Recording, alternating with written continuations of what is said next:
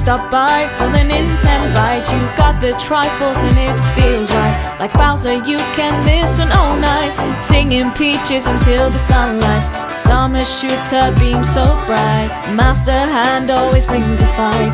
Catch 'em all and use that fire blast. Put the soul back to visit your past. Welcome to the Nintenbyte Podcast. Hey everyone, welcome to the Nintenbyte Podcast, episode 12. We have a bit of a late start today, not entirely anyone in particular's fault. The podcast got set up a little late for me, but then, all of our communications were over Twitter DMs, and then Twitter freaked the hell out and wasn't sending links for 20 minutes. So thanks, Elon. So yeah, Elon. Yeah, thank you so much. You really made Twitter a better place. So hey, look, I'm gonna try to maybe get other contact info besides Twitter next time, so it doesn't happen. It doesn't even matter. We're here. We're live. We have a packed show, and I don't even have the topics up. So good thing we go around the room first and introduce ourselves. Why don't we start with a guy who hasn't been on in forever, Paul Gale Network. Thanks for having me on.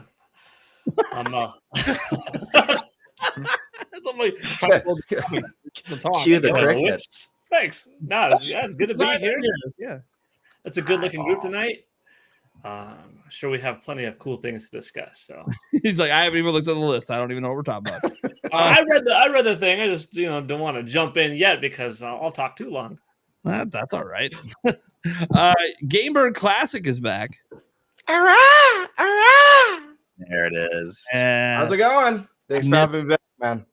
Dude, I missed it, man. We had that 2 weeks in a row one time. It was so special. It was very special. I think about it regularly. Think about it regularly, every time before bed. How you doing, man? Doing well. Excited to be here. Excited to talk some Nintendo with you cool-ass folks. But yeah, thanks for having me on, man. Heck yeah. Then we got Fablam.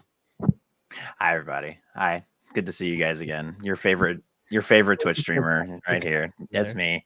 I hope you guys are doing great. And I'm excited to talk about Nintendo's not horror game. Luigi's Mansion 2. Baby. That's my favorite one. Just kidding. Anyways. Eric Moore. What's up? Wearing the Brewer jersey. Oh, yeah. I heard about, but I didn't pay any attention. The Home Run Derby apparently sucked. I don't know. I didn't want. Well, no, the anthem sucked because the I don't know. They were making fun of it on the radio, and I was like, I don't know what the hell's going on. The singer was drunk. Well, that's all right. They're having a good time. Yeah, it was not. Not good. on national TV, maybe. Yeah, it was not good. Maybe you should wait till after you're done singing, then get hammered. Yeah. They probably got drunk. Who was it? A famous person? 4-time Grammy winner. So it's someone who shouldn't be nervous. Yeah. They should be used to it by now. I've never heard of the gal. I heard about the story that she was drunk, but I have no idea who she is. Maybe all her Grammys were just studio stuff. She doesn't actually perform live ever. That's what I thought. Maybe she was nervous and trying to loosen up. Drunk. Ingrid Andress. Yeah, maybe she that was her. Doesn't do public performances much. I don't know. Anyways, look, I'm not gonna say I've never had some drinks before a performance. I've never been sloshed. There's a difference between a couple drinks to calm the nerves and just being totally toasted. It is what it is. All right, we got Thunderstash Gaming up in here. What's up, guys? A lot of exciting topics this week. Yeah, he should be an expert on all of them. Yeah, right. Then you guys gotta be. What's up, everyone? I'm Nintendo Prime. You know what the heck's going on. We're almost back to a normal schedule. We still aren't quite back to a video every day, but we're working our way back. One thing I will warn, we're not really talking about the Famicom Detective Club game today. Sorry for anyone that was looking forward to that. I'm actually excited for the game. Comes out next month. That was a piece of news I just want to kind of get out of the way. The Who is Emio thing. Turns out it was a brand new Famicom Detective Club game, which is the first brand new game in that series in 35 years.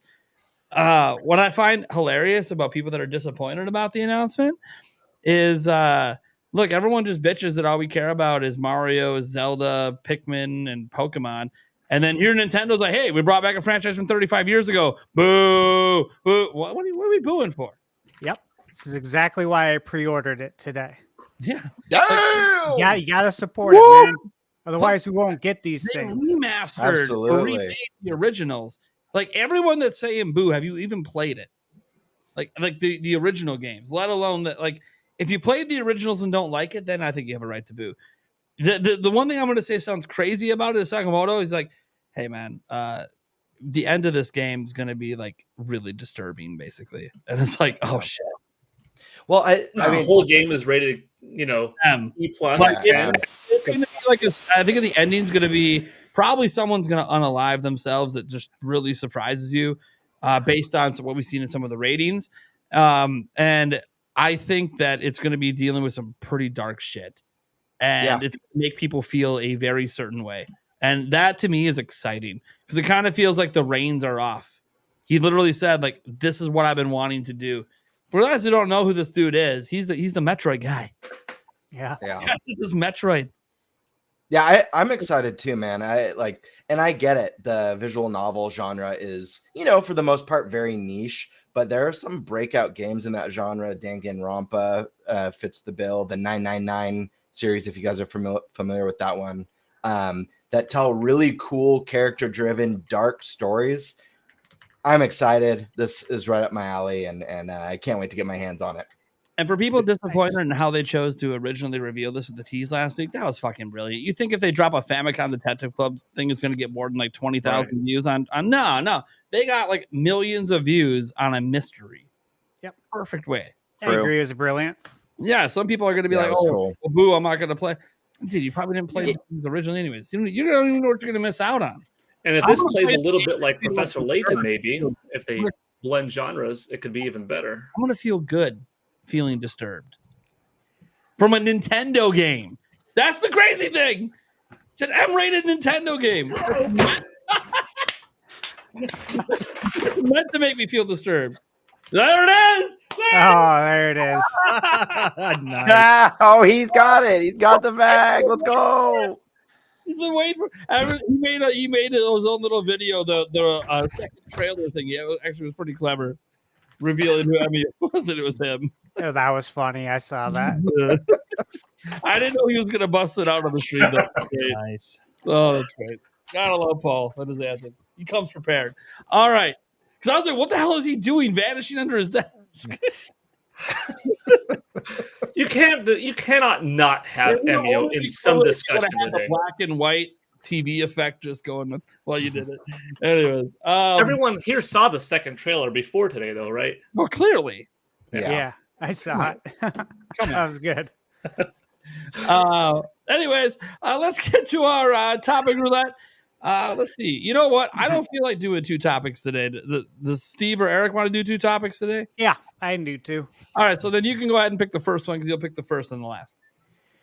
Okay, I will go with what new UI features do we want on Switch 2? It's a good one. Damn, it's almost like you came up with that topic. Eric, which one do you want to take? Oh gosh. Might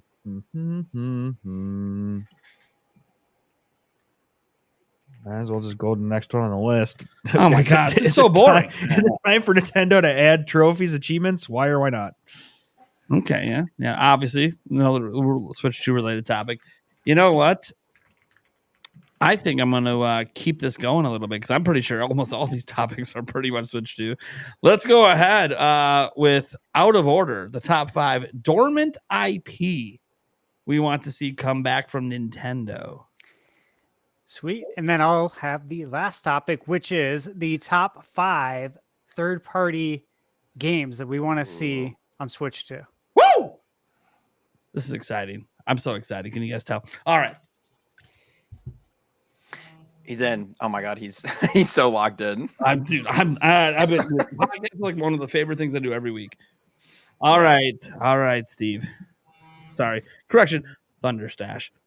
Oh, yes. Yeah, got to correct. It's no longer Thunder Steve. All right, UI features. So we got a lot of opportunity, I think, for improvement here, okay? And I made a short list of some things that I would personally like to see improved on the UI.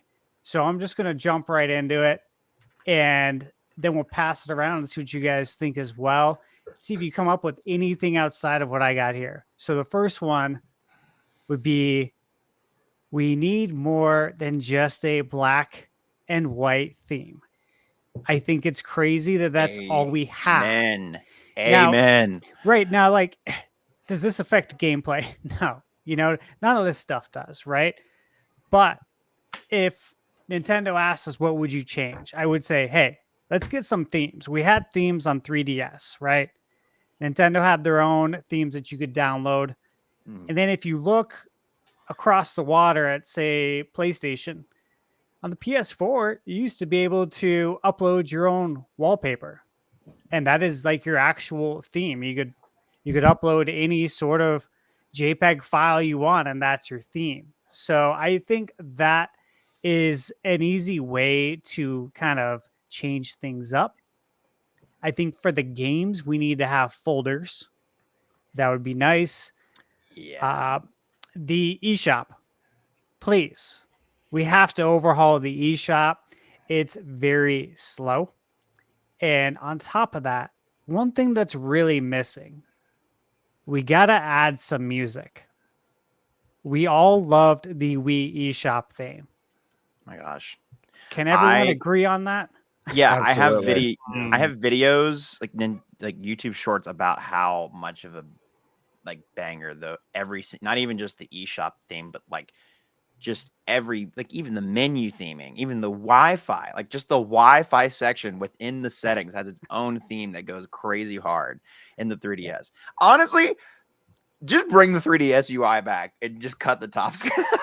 Like, honestly, just make it cleaner and faster, and because like everything about the 3DS UI was like kind of perfect. If we need to be real for a second, And you have more to sell, buying the Metroid theme, buying the Zelda music, buying this look. I mean, if you give people too much access, then there will be no incentive to buy, their own. Yeah. But if you make it like that, that's another incentivized, personalized thing. Why not?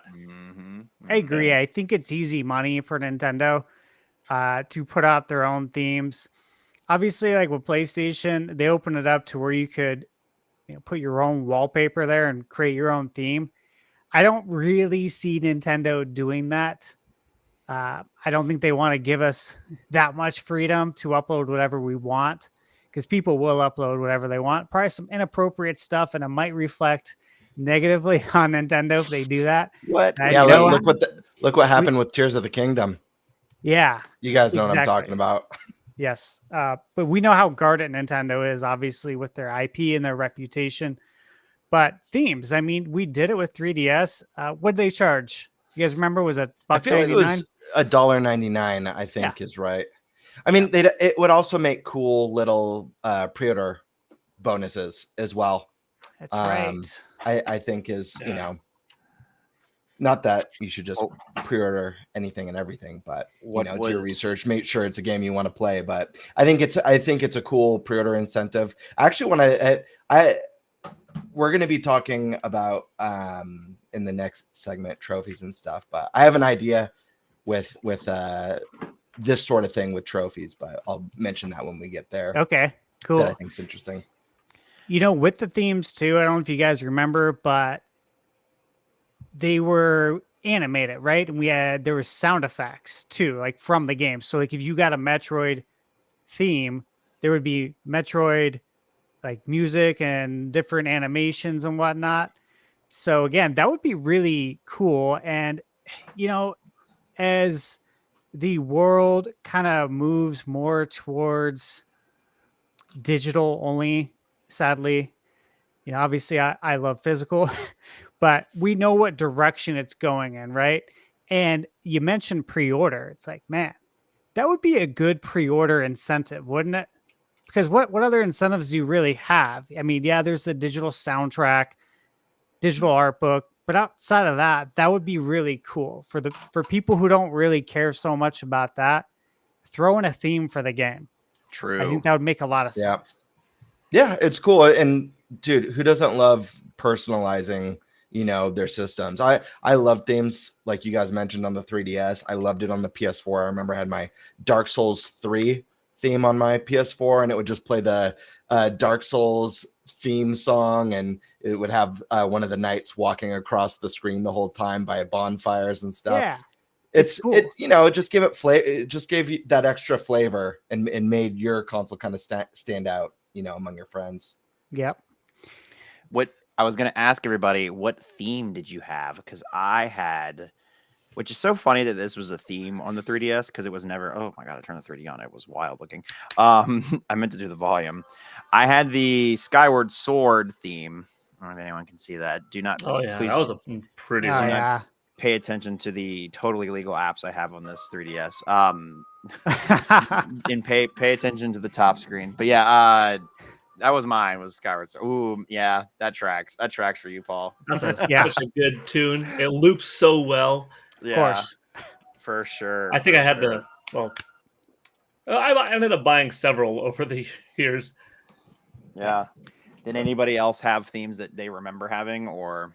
I had the Link Yeah. Between Worlds theme. Link Between Worlds. I think I That's had- a good one. That's a great one. I had both Link Between Worlds and Majora's Mask, and I'd Majora's Mask. swap between the two. Yeah. Yeah, I did have that one too. That one was really cool.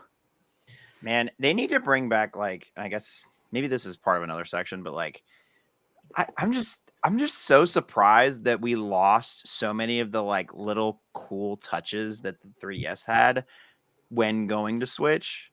Like, I kind of get it because it's like cost cutting measures, I suppose, but also like Street Pass and like, I mean, even just, I don't know. There's just like so many things about the 3DS that just made it so you were encouraged to use it in because I feel like there's not really incentive to take your Switch on the go per se, other than the fact that it's like, oh, it is portable. It's not as like, oh, you aren't encouraged to sit there and play your Switch with another person, or like, oh, it's Street Pass with each other. You know what I'm saying? Street Like- Pass would have been sick on the Switch. It would have, Yeah. especially Yes. with what a hot seller. Obviously it's currently on its way to possibly being the best selling console of all time. Just the thoughts of having Street Pass on it and all the experiences players would be having with that is really, really cool. I think it's a bummer we miss it. Hopefully that's something that comes to Switch 2. Street Pass Aye. and the pedometer directly The ties into pedometer, one of yeah. my dormant games that I'll be talking Yeah. about later That on. was cool. Yeah. You mentioned- I had that sorry. on my list too. I was just gonna say the Street Pass, by the way. I'm glad you brought it up. I had it on my list because I think that's really cool technology. Yeah. And it really helps to, I think, build a community, right? And you actually you meet people just by Yeah. bringing your Switch everywhere you go. And I think that's a really good thing. So that's something I would love to see. I don't know if they're gonna bring it back, but why not? Yeah, I mean, or even if it doesn't even have to be called Street Pass, just a version of it, Yeah. It's just, I don't know, because A I new think it's vision for cool. it. Yeah, I think it's cool to just have that. It encourages, because I mean that's like Nintendo's bread and butter, is like the couch gaming type vibe, and I feel like that really encourages that, even though you may be at a convention or an airport or whatever else. But anyways, yeah, sorry, don't just. I mean, yeah, Gotta no, hammer you're that right home. though. Think about the 140 million Switch owners, and you're right. Going to conventions, I mean, think about all the people that would have their Switch on them, and then you got all Yeah. these friends now that you can play the game with. That would be cool. That Yeah, would be sick. that'd be Yeah, cool. you also mentioned music in the eShop. I think that's a fantastic idea. I mean, I think every Nintendo fan who's been around misses that. The Wii Yeah. eShop theme is obviously super iconic and probably one of the most popular Nintendo songs. But I even think the Wii U music was fantastic too. And if I remember correctly, you guys maybe correct me if I'm wrong on this, I feel like they updated the eShop music in the Wii U eShop during holiday or seasonal times to have kind of like Halloween time. It was kind of a spooky flair. Christmas time, it kind of had more of a Christmassy vibe to it. I feel like I remember that, or maybe it was for special sales events that they did that. But I feel like I remember the theme would alter during seasons. You Kind are of like, yeah, Yeah, kind of like I have it right here, Banjo wait. Kazooie. It's the same Gruntilda's Lair theme song, but it changes the instruments and how it plays depending on which world you're near when you're in the kind of castle hub. Yeah, When you hop on Yoshi and it's got that. Does Yeah, the yeah, screen yeah. share have audio? Yeah, so we have some. So I think this is I don't see any other holiday, but this was the Christmas or holiday themes, I think. Yeah, same. Yeah, so here's I'm the almost Christmas positive one. they did it for Halloween. Yeah. Too. These are a Halloween one. So, And this little system's going to Christmas. have more than 4 gigs of RAM, and probably the CPU will have more than just one. Even if it has 2, that's going to be double, which this kind of stuff won't bog down the memory. It won't make it slower. We'll be able to have a little bit of a snappier eShop, faster transitions, music that then doesn't take 5 seconds, 10 seconds to load in between. Got to shut the music down to start the game. I think they want it snappy. Maybe they'll do something like they did with Nintendo Switch, where you could like pause the game, go into a different menu, go back, and how Xbox sort of evolved it with you could have 8 games doing that at the same time. Nintendo will want a smooth, cohesive experience, but maybe those, custom themes and stuff will be enough to differentiate it as like, this is what the system's capable of. This is how much more different it is. What you love, what we've established, not a silly console from the get-go. It was a gamer's machine from the beginning that had cool things. And now it's like, now that we got you back in by the droves, we could have a little bit of that Nintendo fun magic that you sort of know. Whereas sometimes their experimentalism doesn't bode well with everyone, but they have to still do it. It's in their nature. That's how they expand the industry. So a little bit of tried and true, a little bit of, what makes them unique. I'm excited. I'm so stoked.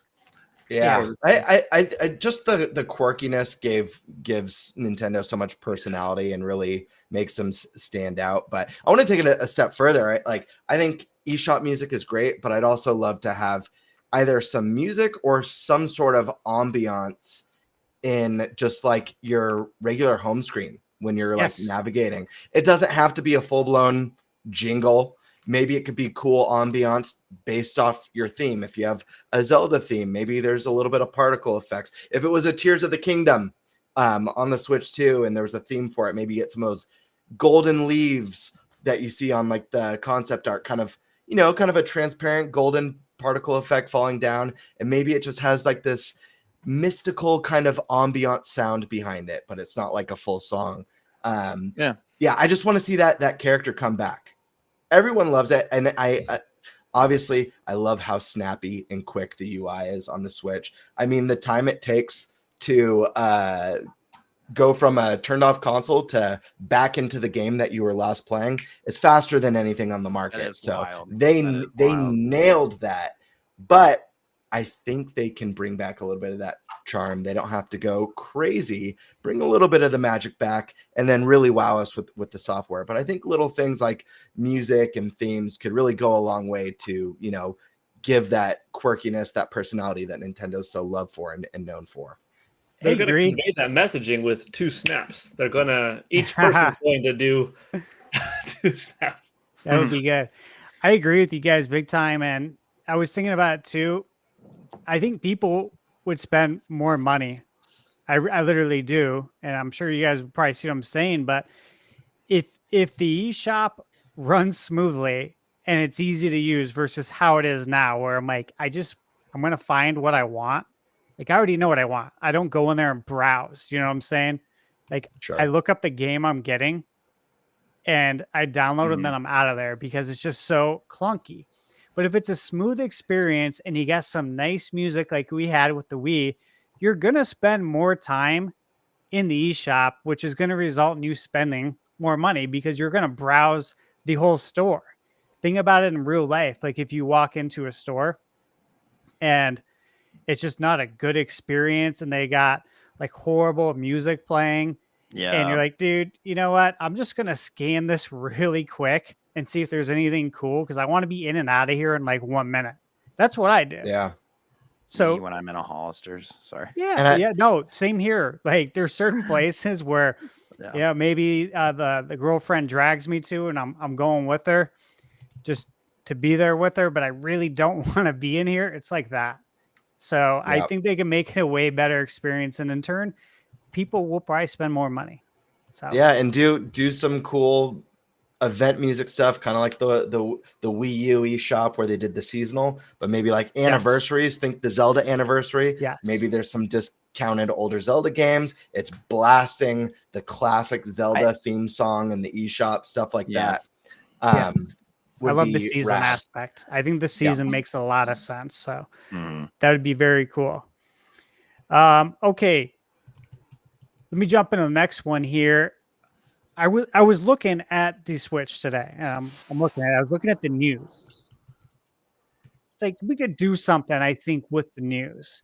Where there's a news section on the Switch. Exactly. I was on the news section once. Oh yeah, featured news. There it is. Yeah, As I and open it so up. It's you literally guys- like a button at the bottom.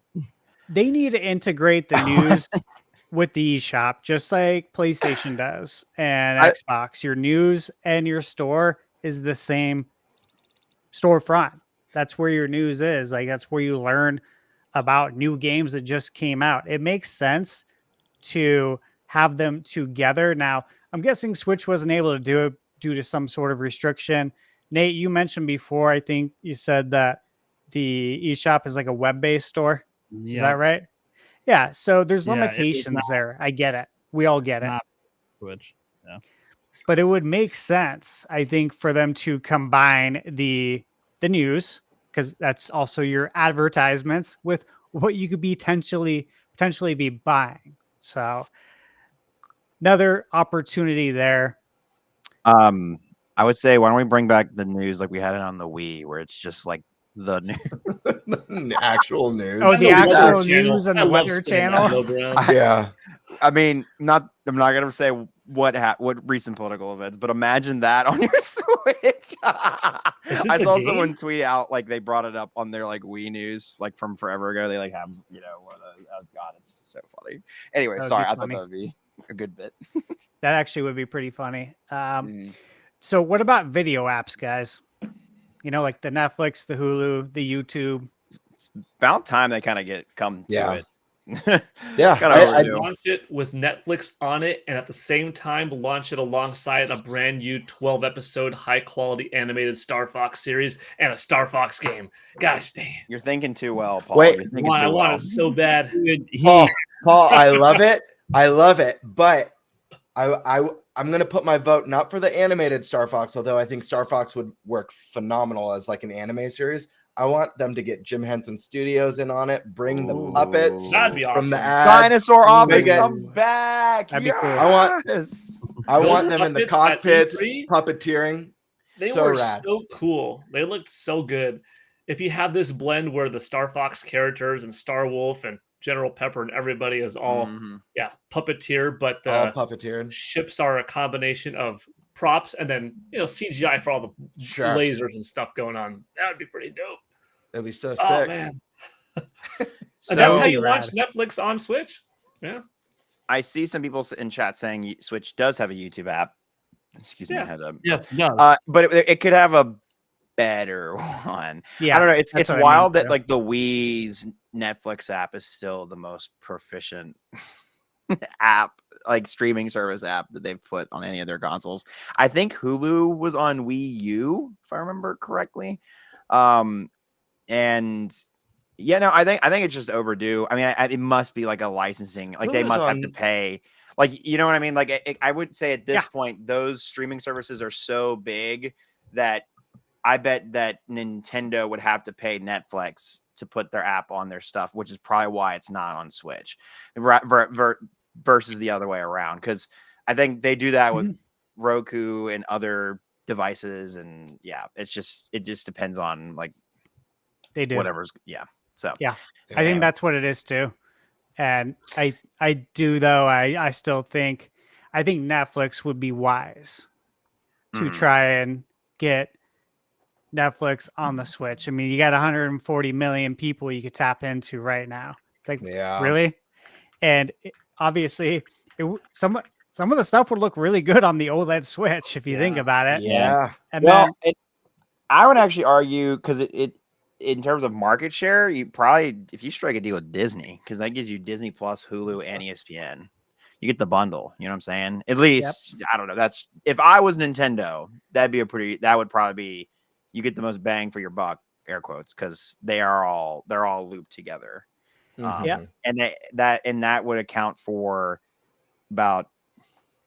I need to see the actual. Hang on, let me look at the actual market share. But continue. Sorry, I cut you off there. I was just saying, I think it would be cool, and of course, one of the things we've heard, and of course, these are just rumors about the Switch 2, though, is that it's going to have a significantly improved battery life. And so, when you talk about doing things like, streaming, live TV, live sports on there, Netflix, it's like, you know what? It actually could work out pretty well if it's going to have, a much improved battery life. I think with the OG Switch, I can get in some game time on one charge. But the Switch 2, if it's improved, say maybe it's 5-6 hours, I think it would make a lot of sense. Yeah, I would agree. Yeah, I agree. You got me. I'm sold. Okay. Next one. Get rid of friend codes. Let's move to usernames. Oh my God. Can we Just do that? Or just do the I Discord. want longer digit friend codes, actually. I want it to be 32 characters long. I'm the opposite. You need to. the show right now. And I want it to be like the old cell phone style where you have to go 111 to do C 2222. T9. That's awesome. Yeah. T9 texting. You Yeah. have to put area codes in. Oh my God. With upper cases and lower cases too. That'd be great. Just do what Discord does. Like, or you could even do I mean, they probably don't want to, again, that goes back to the licensing, whatever else thing, but you could probably do Discord integration. Like, I feel like the opportunity there is endless. Yeah, I was gonna say, I feel like one of the features I'd love the most is to see something like Discord just integrated into the console, have them like a special curated version of it for the Switch. No more of the Nintendo app. It's a pain. No more of the crappy friend codes and matching shapes and all the other ways that they had to do it. And I get that they're trying to keep it within their own ecosystem. And I think that's what a lot of this boils down to is like, again, it's their branding, it's the ecosystem of the Switch. But it's like, I just wish that, well, one, it just makes more sense to do username and hashtag, right? That would probably just be easiest, like, let it go, That's like what 90% of games do nowadays. So then everybody can still have you can still have your gamer tag, but it's still unique to you, etc. But the Discord integration thing would be so interesting because, I mean, you see it on every other console in the industry at this point. And then you start to get it into PC integration at that point. But I mean, it would be difficult for sure, but I think it's overdue because just purely from the fact that it's like everybody else is doing it doesn't mean that they need to do it, but it would definitely be something that's like, okay, Nintendo, you're not gonna create a forced market share because you're limiting your audience, because it's really a limiting factor, not hey, it's because it's better. I don't know. Anyways, that's just my little blurb on it. Well, PlayStation added Discord voice chat in March, so they have it now. And you mentioned that kind of everyone else is doing it, and that's where I'm like, well, then I feel like Nintendo's probably not going to do it then, because if everyone's doing it, they don't do it. Right. But it would be nice to have. Unless they decided to partner with another company and create their own unique thing that's integrated into the Switch instead of through an app. Yeah. Which would be the next best scenario. But the app's got to go. We're all excited to see what Switch 2 is. We're all excited to see the new bells and whistles and what makes it unique, why it stands out from the first Switch. To have to package Switch 2 with an apology, which is basically your Nintendo Switch Online app, carries over. You'll be able to talk with your friends through the app, just like you did before, is going to be an ouch moment. So I hope it's not the case.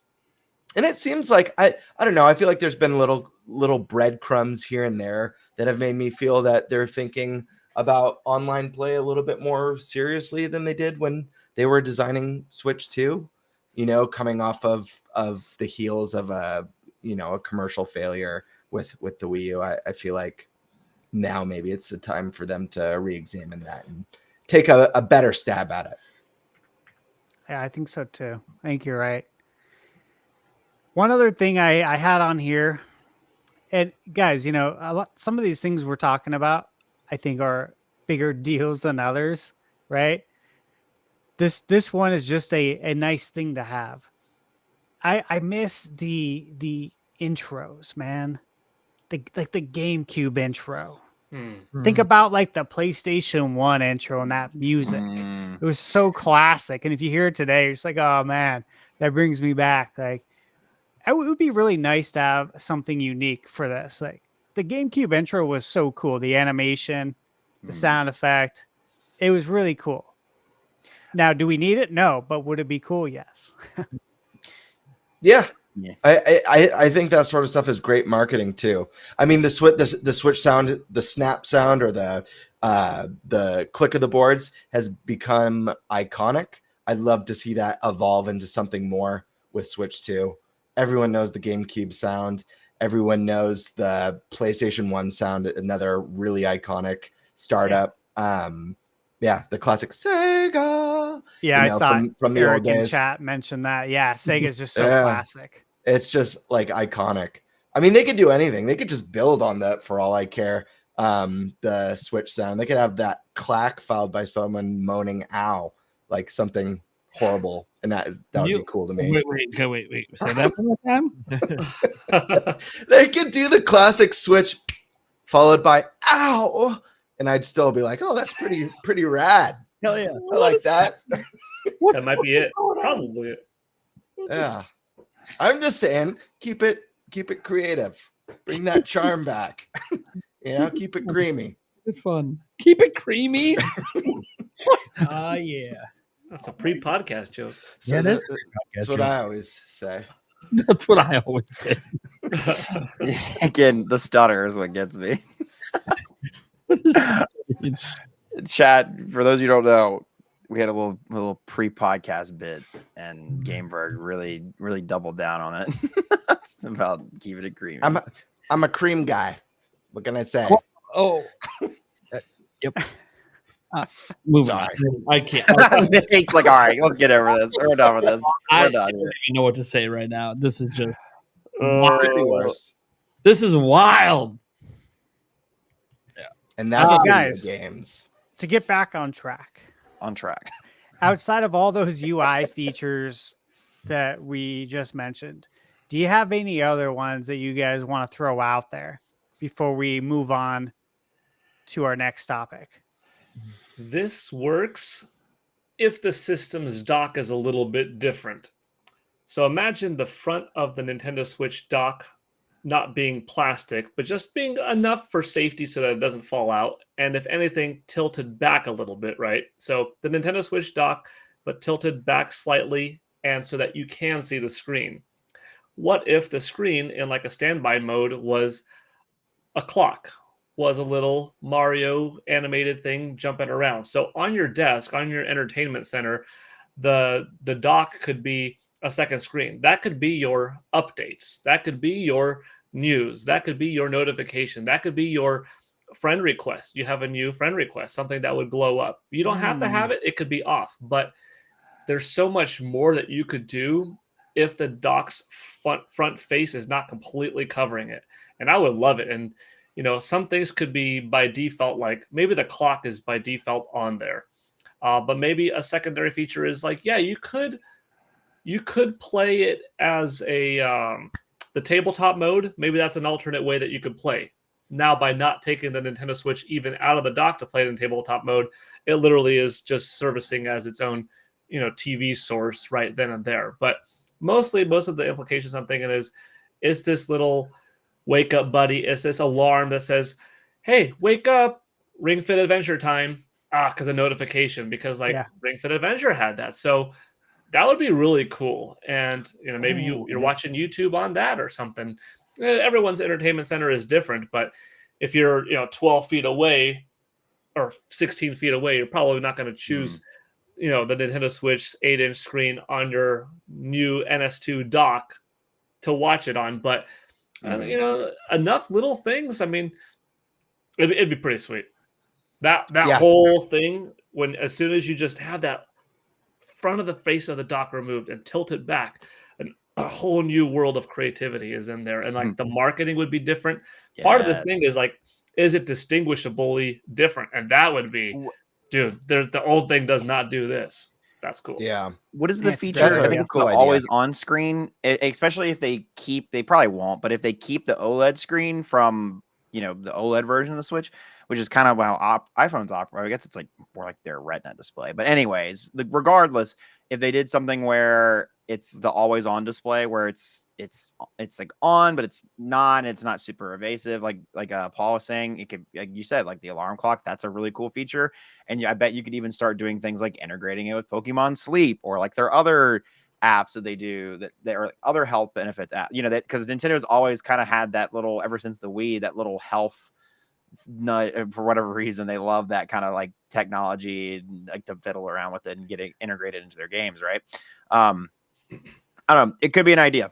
If it has a frontal facing camera that is acknowledging which user, and like if a parental control wants to say, don't let these faces access mature rated games, there you go. Unless if you know, you are sitting here with my 9-year-old son or my 7-year-old daughter, this rated game is not going to exist. Like, which doesn't anyways with them, but you know what I mean? Like, that's it's like the face recognition on these. Awesome facial recognition. Like, it's and you know, if anyone says, well, that sounds too expensive, maybe, but you know, it's kind of like cars. At one point, automatic car window rolling up feature, rolling down feature was a high luxury, and now it's freaking everywhere. At one time, backup cameras were, oh man, you got backup camera? Now most cars have that equipped. So facial recognition software and a little cheap mic,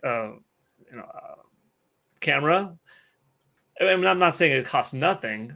And would it be worth it to them? Yeah, but it's probably not too much of a cost to include that. It's not too high end of a feature that's not unimaginable anymore on a Nintendo. I don't think that would be too expensive, to be honest with you. The facial recognition is software, and then the camera. I mean, we've been putting cameras and stuff forever, but maybe what do I know? I'm not a tech guy, so I might be way off. You just hit up Tim Cook, easy. Yo, there you go. How you do this? I think that makes a lot of sense, especially if they bring back themes. Like if they brought back themes, then you could buy like an animated theme to play on your Switch when you're not using it, or an animated clock. Like I think about right behind me, you guys see it next to Reggie. It's my Game and Watch. Yeah, The Legend of Zelda, and that functions, as a clock too. So does the Mario. It's like that would make sense. I mean, people would buy those.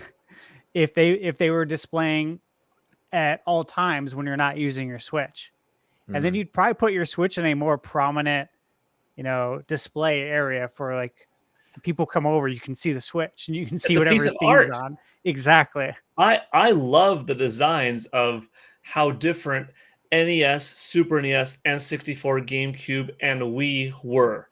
And that was kind of the end of it. Everything since then has sort of just been different rectangle boxes, kind of with the exception of PlayStation 5. That did change it up a lot, but I wouldn't mind this screen being like, I could choose to have a GameCube background just as a GameCube there. It's kind of weird. Cool. Like, why would you have a GameCube on your background screen? It's Nintendo Switch, but like a lot of Nintendo fans are Nintendo fans for long enough that we had nostalgia for past consoles. So yeah, maybe I want it to be a 3D looking NES or a SNES that's on your screen on that, through that dock, that when you're walking by, you see it. So it looks like it's a part of your entertainment center, or just any images, like you said, or little ambient music if you want.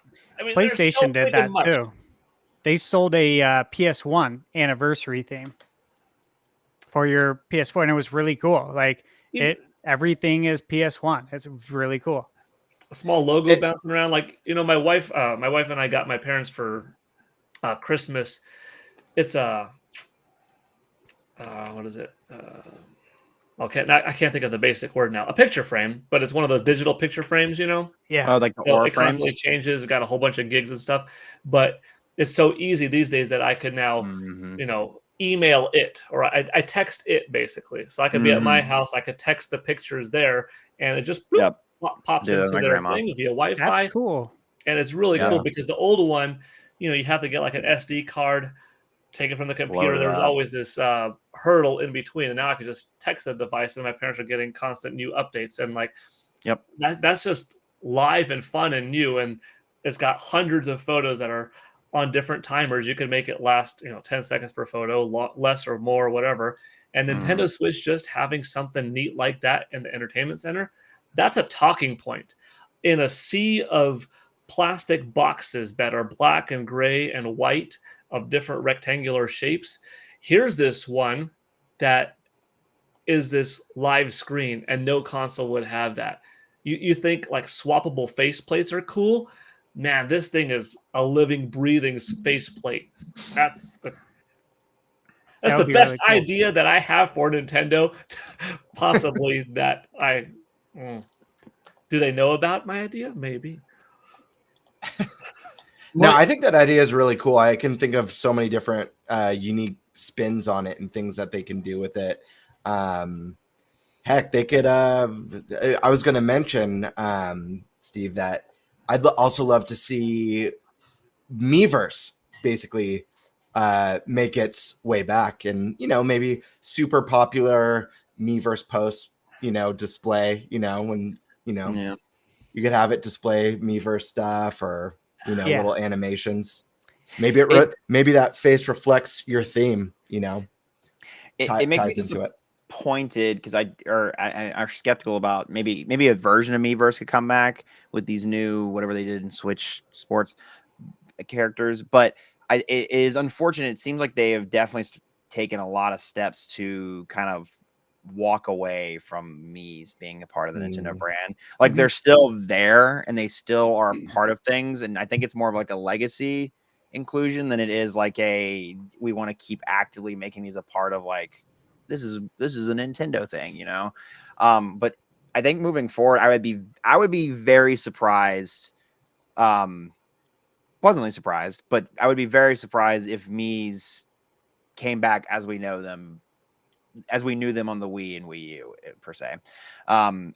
Maybe we'll see something again with those newer avatars, but in terms of avatars, like in that kind of, I think that era is also just kind of over. Like I remember when Mii's were a thing, Xbox and PlayStation had to emulate it, and, get their own avatars and everything else. But I think that era of like gaming is over, to be real with you, which, have we gone into the trophies topic or no? I can save it for that. No, we're actually going to jump in. My next, I was going to say, because that leads me into the trophies. We're ready. Thing. If everyone, if you guys are cool, we're ready to jump into the next. One thing I want to bring up quick. Go for it. We had a super chat come in that was related to this topic.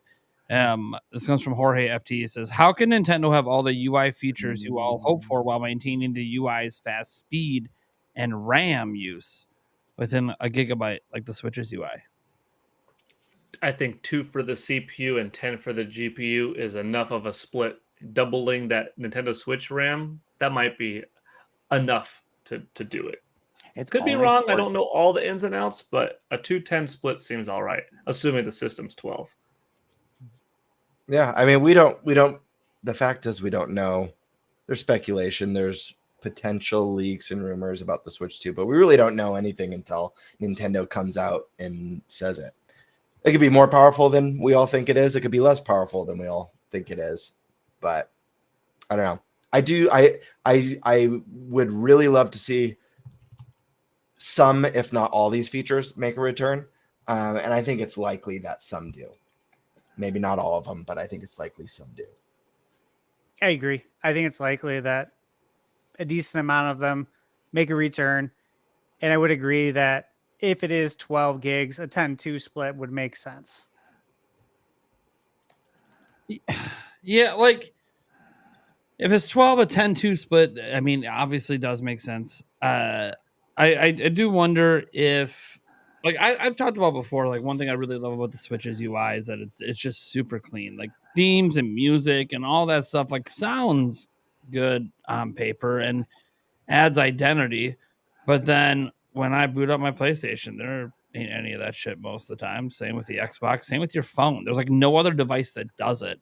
And Nintendo created this whole new audience of people that don't have that stuff. Like I think a lot of people clamoring for it are older heads. My kids don't give two shits. There's no themes, no music. So like when I think about the UI and stuff, a lot of it is just like I just want to see technical improvements, like letting us organize things any way we want, putting folders on the home screen, just making navigation easier, and honestly, more snappy in general all around. Snappier in the screenshot app, make the NSO be one giant application instead of 17 different ones. And have that actually be like really smooth. You can get into the eShop and how that should just be a native application that the eShop needs a whole. Dude, I could talk about the eShop for like an hour on anything that you can do to make that better. Even though it basically just boils down to, hey, Nintendo, have you ever used Netflix? Just do that. I don't know, even Netflix's UI, respectfully, But it's not. But here's the thing: that's how bad. better than the eShop. It's better than the eShop. Nintendo's horrible. How about just have game recommendations in general based on what you've played? Would be cool. We don't have that at all. Wow, a 4. Yeah, I mean page. that could be a whole For you, podcast. There's a lot of room for improvement. That would be a wild thing. A for you page on the Nintendo eShop, or just. I mean, there's kind of that on Steam. There's a because you played this, here's this. It gives you like a scroll wheel, like of like 10 different games. Bring back user ratings. Yeah. Yeah, had it on Wii U. Cool. On Wii U, it was the stars, right? It was a star system, or am I wrong? Yeah, they got to do stars. No thumbs up, thumbs down, because that's not helpful at all. No, it's the not. stars. The stars. Yeah, a range gives more nuance for sure. I mean, look, let's just be honest. Nintendo fans are biased that every single Nintendo game was 4.5 stars and up. But hey, the thing is, we're not trying to sort through the Nintendo games. People are trying to sort through the indie games and all the third-party stuff. Yeah. We don't know. Yeah. They're not worried about. We know what the Nintendo games are. Nintendo shoves it in our face. It's the other stuff that we need the ratings for. You know. Yeah. Anyways, I just wanted to make sure we got to that super chat while it was relevant. No, that's valid. Yeah. All right, now we can transition. Transition. Yeah. By the way, if you're enjoying this podcast, please hit that like button. This podcast is brought to you by the like button. Nintendo Prime. Cream. Cream is crazy. Oh my gosh. So Eric, Yeah. what is our second topic, bud? Our second topic is it time for Nintendo to add trophies / achievements? Why or why not? I don't care. yeah. I've seen a couple of things pop up here when we're playing NCAA. It's like woohoo! What am I going to do with that? Woohoo! I don't know. I think it's time. And this is as someone who, like you, Eric, does not care about trophies or achievements. I don't hunt them at all. I have zero. I play my PlayStation all the time. I've had every PlayStation system. I play the crap out of the games I love. I don't have a single platinum on my PlayStation. I do not care about that stuff. But with that being said, I realize that there's a lot of people who really love trophies and achievements. And there's people who collect their platinums. And I think that trophies and achievements are a good way to get people to continue engaging in your game and gives it extra longevity.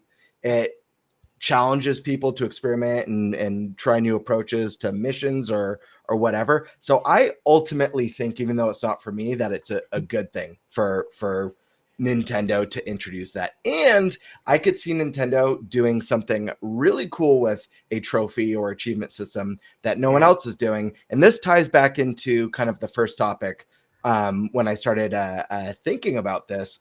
But the idea of rewarding certain achievement or trophy milestones. Maybe it's new icons, new like special character icons from the game. Maybe it's themes. You know, you platinum or whatever the achievement one is for getting all the achievements.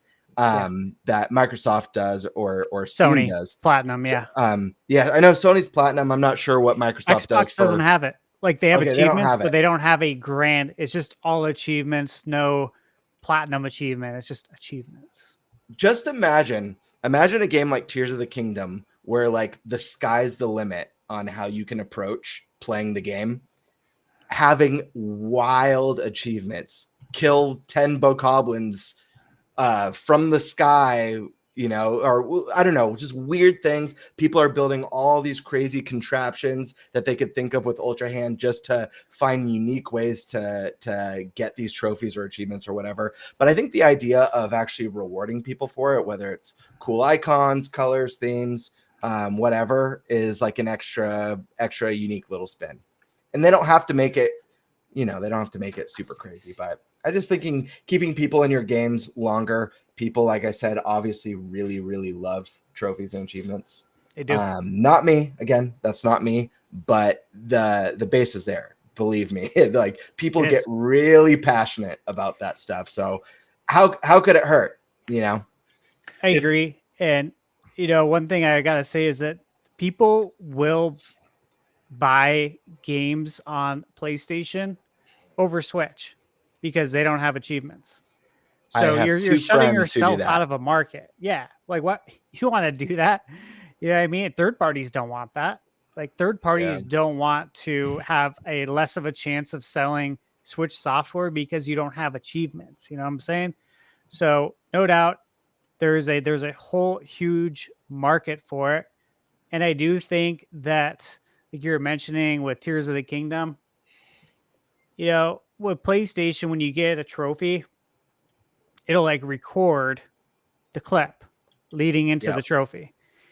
And I could just imagine all the crazy stuff you could do in Tears of the Kingdom and those clips being recorded and then shared on social media. And that's free advertising, essentially, for Nintendo. That is your community advertising. Look how cool this game is. You know, yeah, I beat it already, but I haven't done everything. There's other things I can still do. You know, I'm going to go and try and 100% the game because I love this game that much. I'm going to try and 100% it because that's what it takes to get the ultimate reward, which is a Zelda theme, like you said. It gives people reasons to stay longer in the games. And I will say, I'm not a trophy hunter, but I like them.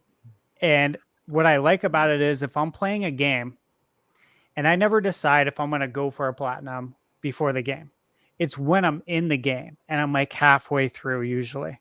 I'm like, you know what? This game is really, really good. I want to go for the platinum because I know if I do, I will see everything the developers created for this game. Mm-hmm. Nothing's left out. I did this with a handful of games like Elden Ring, God of War, Dragon Quest 11, Dragon Quest 11S. Amazing games, right? And I got to a certain point where I'm like, man, I'm going to be sad when this game's over. So I'm going to stay as long as I can, as long as it makes sense, make sure I get the platinum trophy. Because that's actually like a roadmap for me is, hey, I know that I've seen and done everything once I get all these trophies. Yeah. And so you made a really good point, Steve, not to cut you off, but I do want to say you made a really good point about people opting in to buy other versions of the game or for a different platform. Again, I mentioned I have two friends who do that all the time, but you mentioned Elden Ring just now. And I don't know if you guys saw all the people like refusing to buy the DLC for Elden Ring. Which is one of the highest rated pieces of entertainment this year because there's no trophies and people were like, screw it. I don't care that it's the best DLC ever made. I'm not buying it. It is wild, but it is true. That just surprises me so much. Like I know people are so ride or die for that stuff, but like what I was saying with the avatars, it just feels like a product of the 2010s era. Like trophies and achievements feel so like, I'm kind of playing. I'm just going to play the other side here for a minute. So hear me out, right? I totally get it. And if you're an achievement hunter, great. amazing. I loved Achievement Hunter 2 on YouTube back in the day. RIP Rooster Teeth. So I just think it's a product of its time, and I think that there's an argument to be made that it can ruin immersion, especially in story-based games. Like when I hit the very end of Joel and Ellie talking at the end of The Last of Us, and then the plunk, the lie or something, like whatever pops up at the bottom of my screen, and they're having this deep emotional conversation, and I'm just like, question. What? I don't know. Go now, ahead. I've never even looked for it, but is there a way to turn off the notifications Yes. for it? I believe there is, yes. So so like that part of my argument, it could be, there's a bit of nuance to it. You can turn it off. Great. I definitely think it is I don't think it hurts the gaming experience other than what I just described. I just think that to me, it's a useless feature. And again, I think it's just like, there are a lot of incentives in Nintendo's games already to do trophy based. So like the Korok hunt, for example, is kind of like that. There's technically a little, obviously it's a poop gold thing at the end of the Korok hunt in Breath of the Wild, for example. But like there are things in other Nintendo games, and specifically their first party stuff, that incentivize you to do all those little nooks and crannies.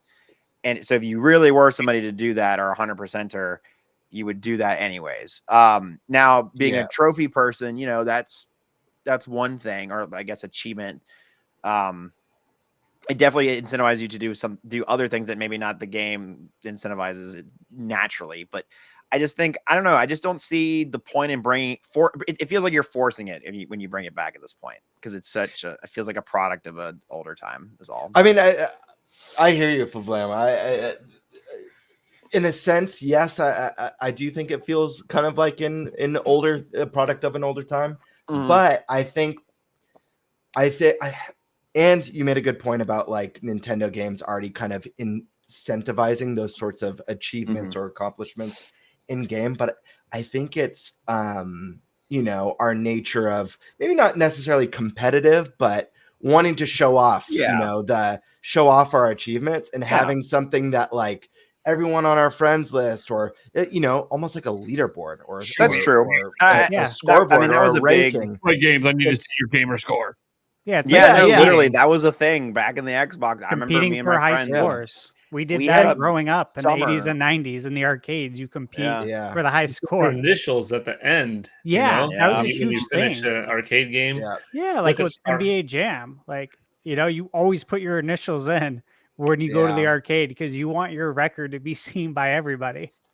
My old Star Fox 64 cartridge still has my top 10. They're all done by me, but it has my top 10, best scores for not a lot of competition system. So like, that's pretty cool to look back. And achievements and trophies, they really became the modern day, here's your score highlight. And what that kind of did for PlayStation and Xbox in that era was it built a little bit of a unity with that fan base, where if you played Assassin's Creed on this system and now you have the other system, you're probably going to buy Assassin's Creed on the same system, the sequel on the same system that you already had that first achievement or trophy, because you want to continue the legacy of that. Yep. What works well in Nintendo's benefit now is if they don't do it, they're the odd one out, and it's not going to hurt them. They obviously did 145 million plus right now, and they're doing fine. But if they do, everyone's on a blank slate. Doesn't matter if you're this old school, long time history buff Nintendo gamer, or someone who's 10 years old playing for the first time or whatever, or anyone in between.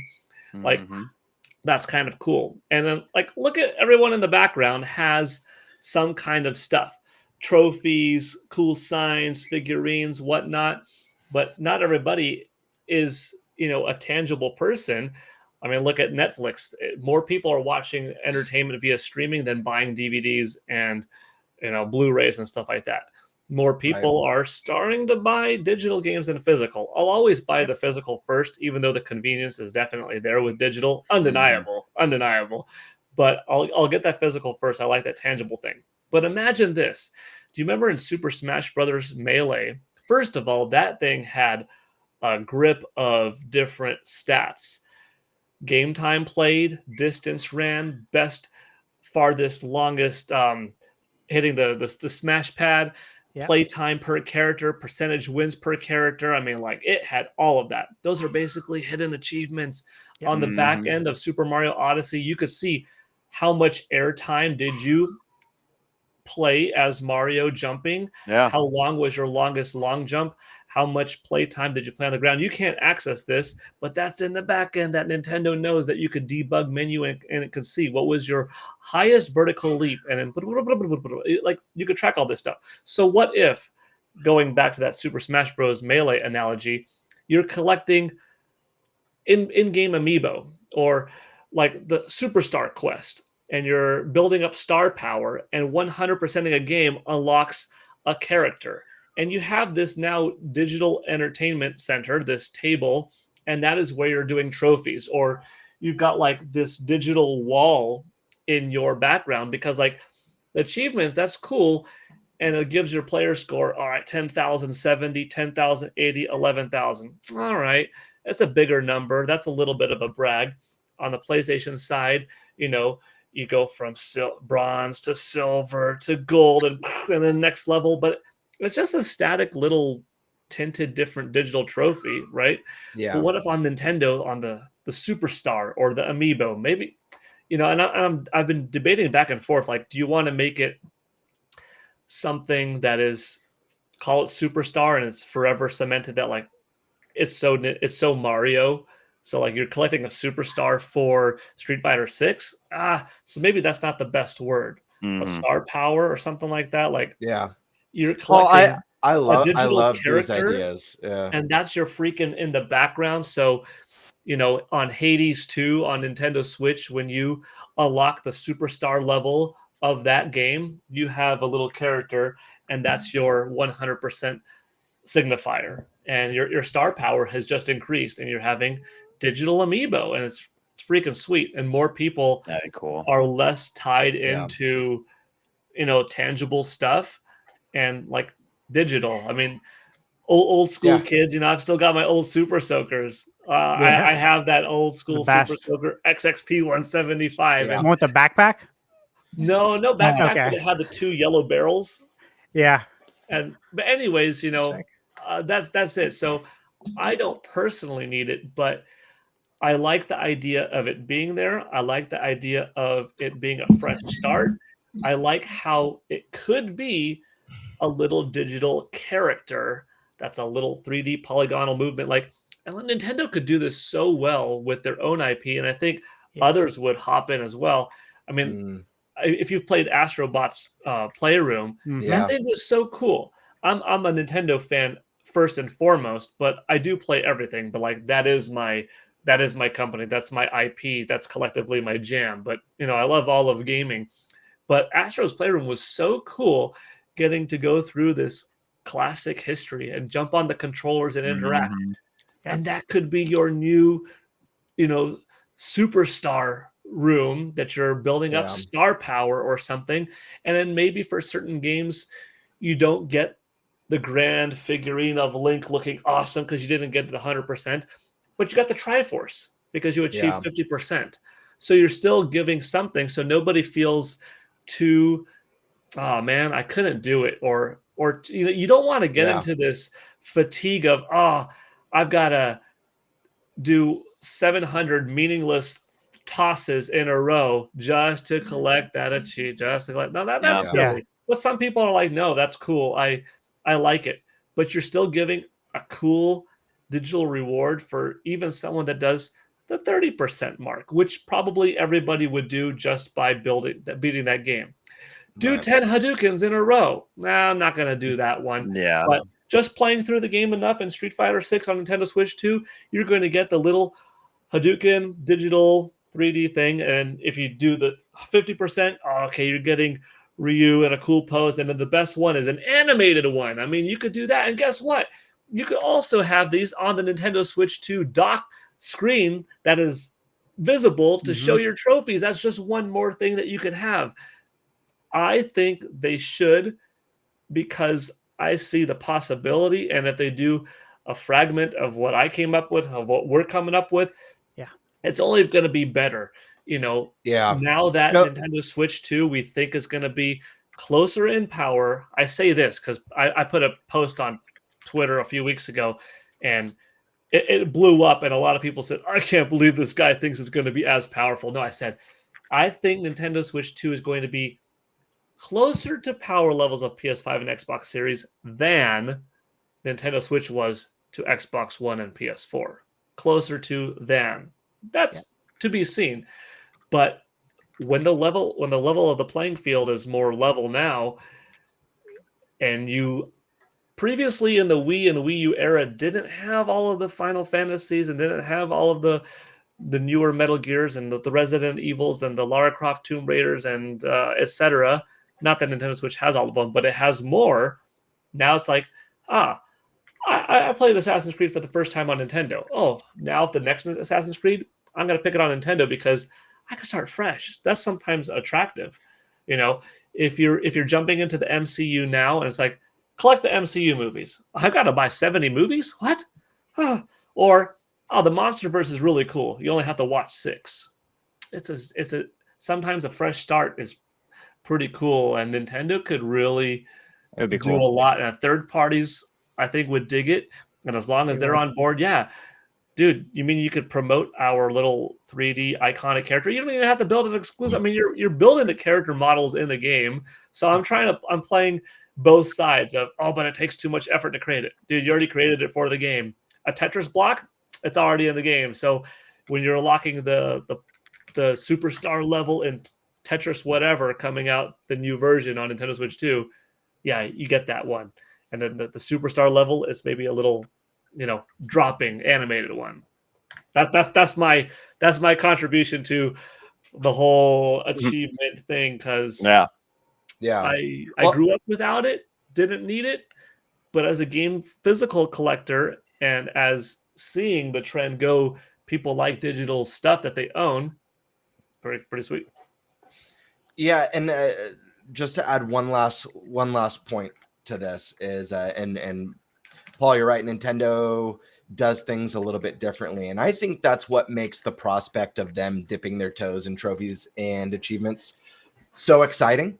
Because I feel like they would genuinely come up with a creative spin. And Nintendo, for me as a gamer, has been famous for taking things that I don't like and turning me into a big fan.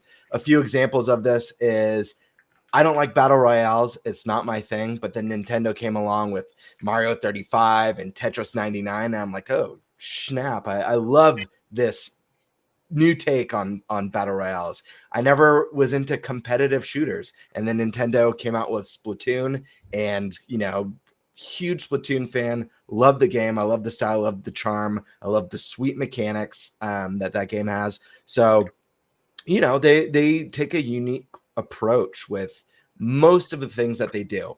They try and keep that kind of blue ocean strategy. And I feel like if they do dip their toes in this, it's the same strategy. And again, as someone who doesn't care about trophies or achievements, I've even found myself on PlayStation hopping in and checking out my friends, like my friends on the friend list. Like, I wonder how many trophies. And I don't even care about it, but I still will compare. I'm like, oh wow, they got 3 times as many trophies as I did.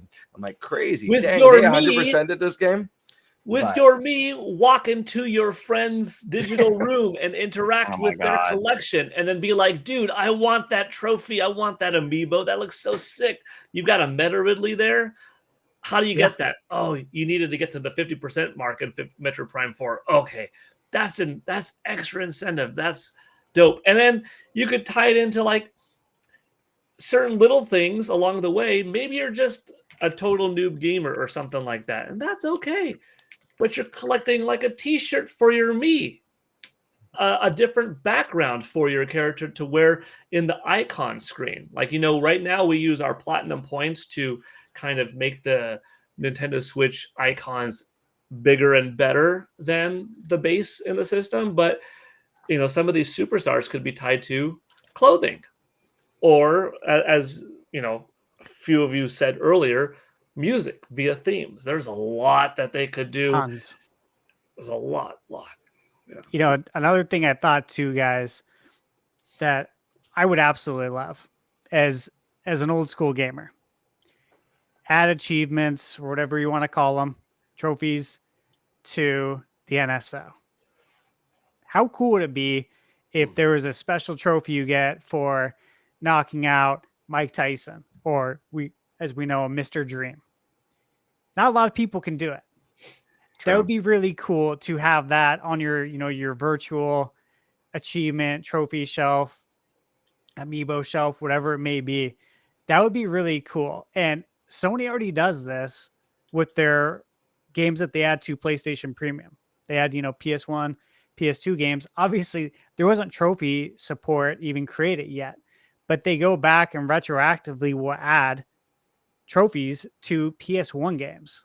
Like they have trophies for Metal Gear Solid 1, and they have trophies for PS2 games. So I think that would be really cool, but especially for Nintendo, because they have the catalog to do this. They have the IP, and the games are on their service. So you would think that people would be more interested actually in signing up for NSO and getting the expansion pack for it if you have trophies and achievements for all these games that can unlock like really cool, unique things that you could put on, as Paul was saying, on your virtual shelf. But the only way you can get them is if you have NSO and play these games and beat them. So there's just so many ways that this ties in for Nintendo to make more money, for third parties to make more money. Yeah. I mean, I haven't said anything. I've just been sitting back listening. You guys have come up with a lot of really great ideas on how like Nintendo could make an achievement system that's really unique. Could do things like have think about some of the things they make available to purchase with platinum points sometime. Well, instead you can just get things through achievements. That would be really cool. But I also look at it as like because the original argument, there were some people saying, are achievements getting old, or are they just a sign of their times? And this is how Nintendo can make them fresh again. It's interesting because obviously I put a poll up where 72% of people do not think that achievements are getting kind of stale or a sign of their times. And I kind of look at games today, like my kids playing Roblox. There's achievements in Roblox, and they care about getting the achievements, and they're the couple generations below me at this point. Because my generation and a lot of us, we started with the achievements. And we think they don't matter, but then we think like, well, in Fortnite, what do they do with the achievements? They turned it into season passes all the time, and they have achievements on top of that. So you're trying to achieve something in the season pass to unlock things, and also you get the incentive of the actual achievements they have that also give you bonus things that help you unlock more stuff. So like achievements have actually just kind of expanded and got more important in gaming, not less. All the phone games, almost all of them have achievements in them. And it's to a point where, I don't give two flying fucks about achievements, and I never have. The only time I think I ever cared was like in World of Warcraft. There was one achievement I wanted to get that unlocked a mount that I really wanted bad, and I actually hated it because the game made me not have fun to get something I wanted. So it's like, well, okay, I'm glad I got what I wanted. Then I can now ride around in this virtual world, but also like this was dumb. I would have almost rather just gave them $5 and bought the damn mount. So my thing is that while I personally have never cared about achievements, and I don't care about the e-peening with gamer scores like on 360 or how many platinum trophies you have and all that. I don't care about that crap. A lot of console warriors care about that crap. I don't. But what I do care about is gamers having something they want. And achievements is clearly something that people really enjoy. So as long as you give me the option to turn off the notification, I don't care, man. Let people have their fun. Let them collect their achievements. If you want to incentivize them the way you guys have all talked about, that's awesome. I think that's a great way to make them more appealing and feel more rewarding than just here's a score or here's a little badge you have that says you 100% of this game, like a platinum trophy. That's cool, and sure you can have that, but I like the ideas you're coming up with. I just want to note that I do think achievements are a really big deal, which is why the topic keeps coming up. And while I'll never understand the actual appeal of it, because I feel like it's just making you do shit that's not fun most of the time, And then some games give you achievements for literally everything. You took your first step in the game, achievement. Like, what the fuck? You can't play the game without taking a step. That's not an You achievement. took your first shit behind that rock over there. Oh, first game loot, diamond achievement. Like, what are you talking about? There should be an achievement to load a video game. I agree. It's a little ridiculous at times. But some of the achievements, I get it. Like, I understand. Well, I always kept thinking, like, hey, let's go to Nintendo games. Some of my favorite, like Tears of the Kingdom. Let's say they had an achievement, and the achievement was you had to create a flying machine that went from one point to another. And let's just pretend that achievement was actually a side quest instead of an achievement. Would I enjoy it? Yeah, because it's a challenge. You're challenging me to do something you don't need to do normally. I need to fly all the way across the map without running out of battery, without my things falling apart, dealing with different aspects, running into the dragons, whatever else might be going on, right?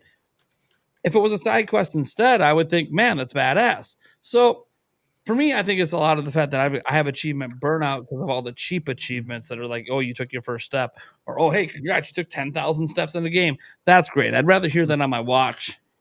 That I took the step. I mean, I think there's, I could think of cool ones that they could do. Like you said, I think that's a great idea, the flying machine. But think Breath of the Wild.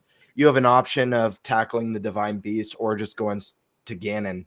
They could do a really cool high-level achievement that defeat Ganon without conquering the Divine Beasts. Defeat a Lionel without touching the floor. Oh, dang. Smart bomb shields and hanging gliding and stuff like that. That's a really difficult one. Yeah, see, so achievements can be really fun, and I even know that.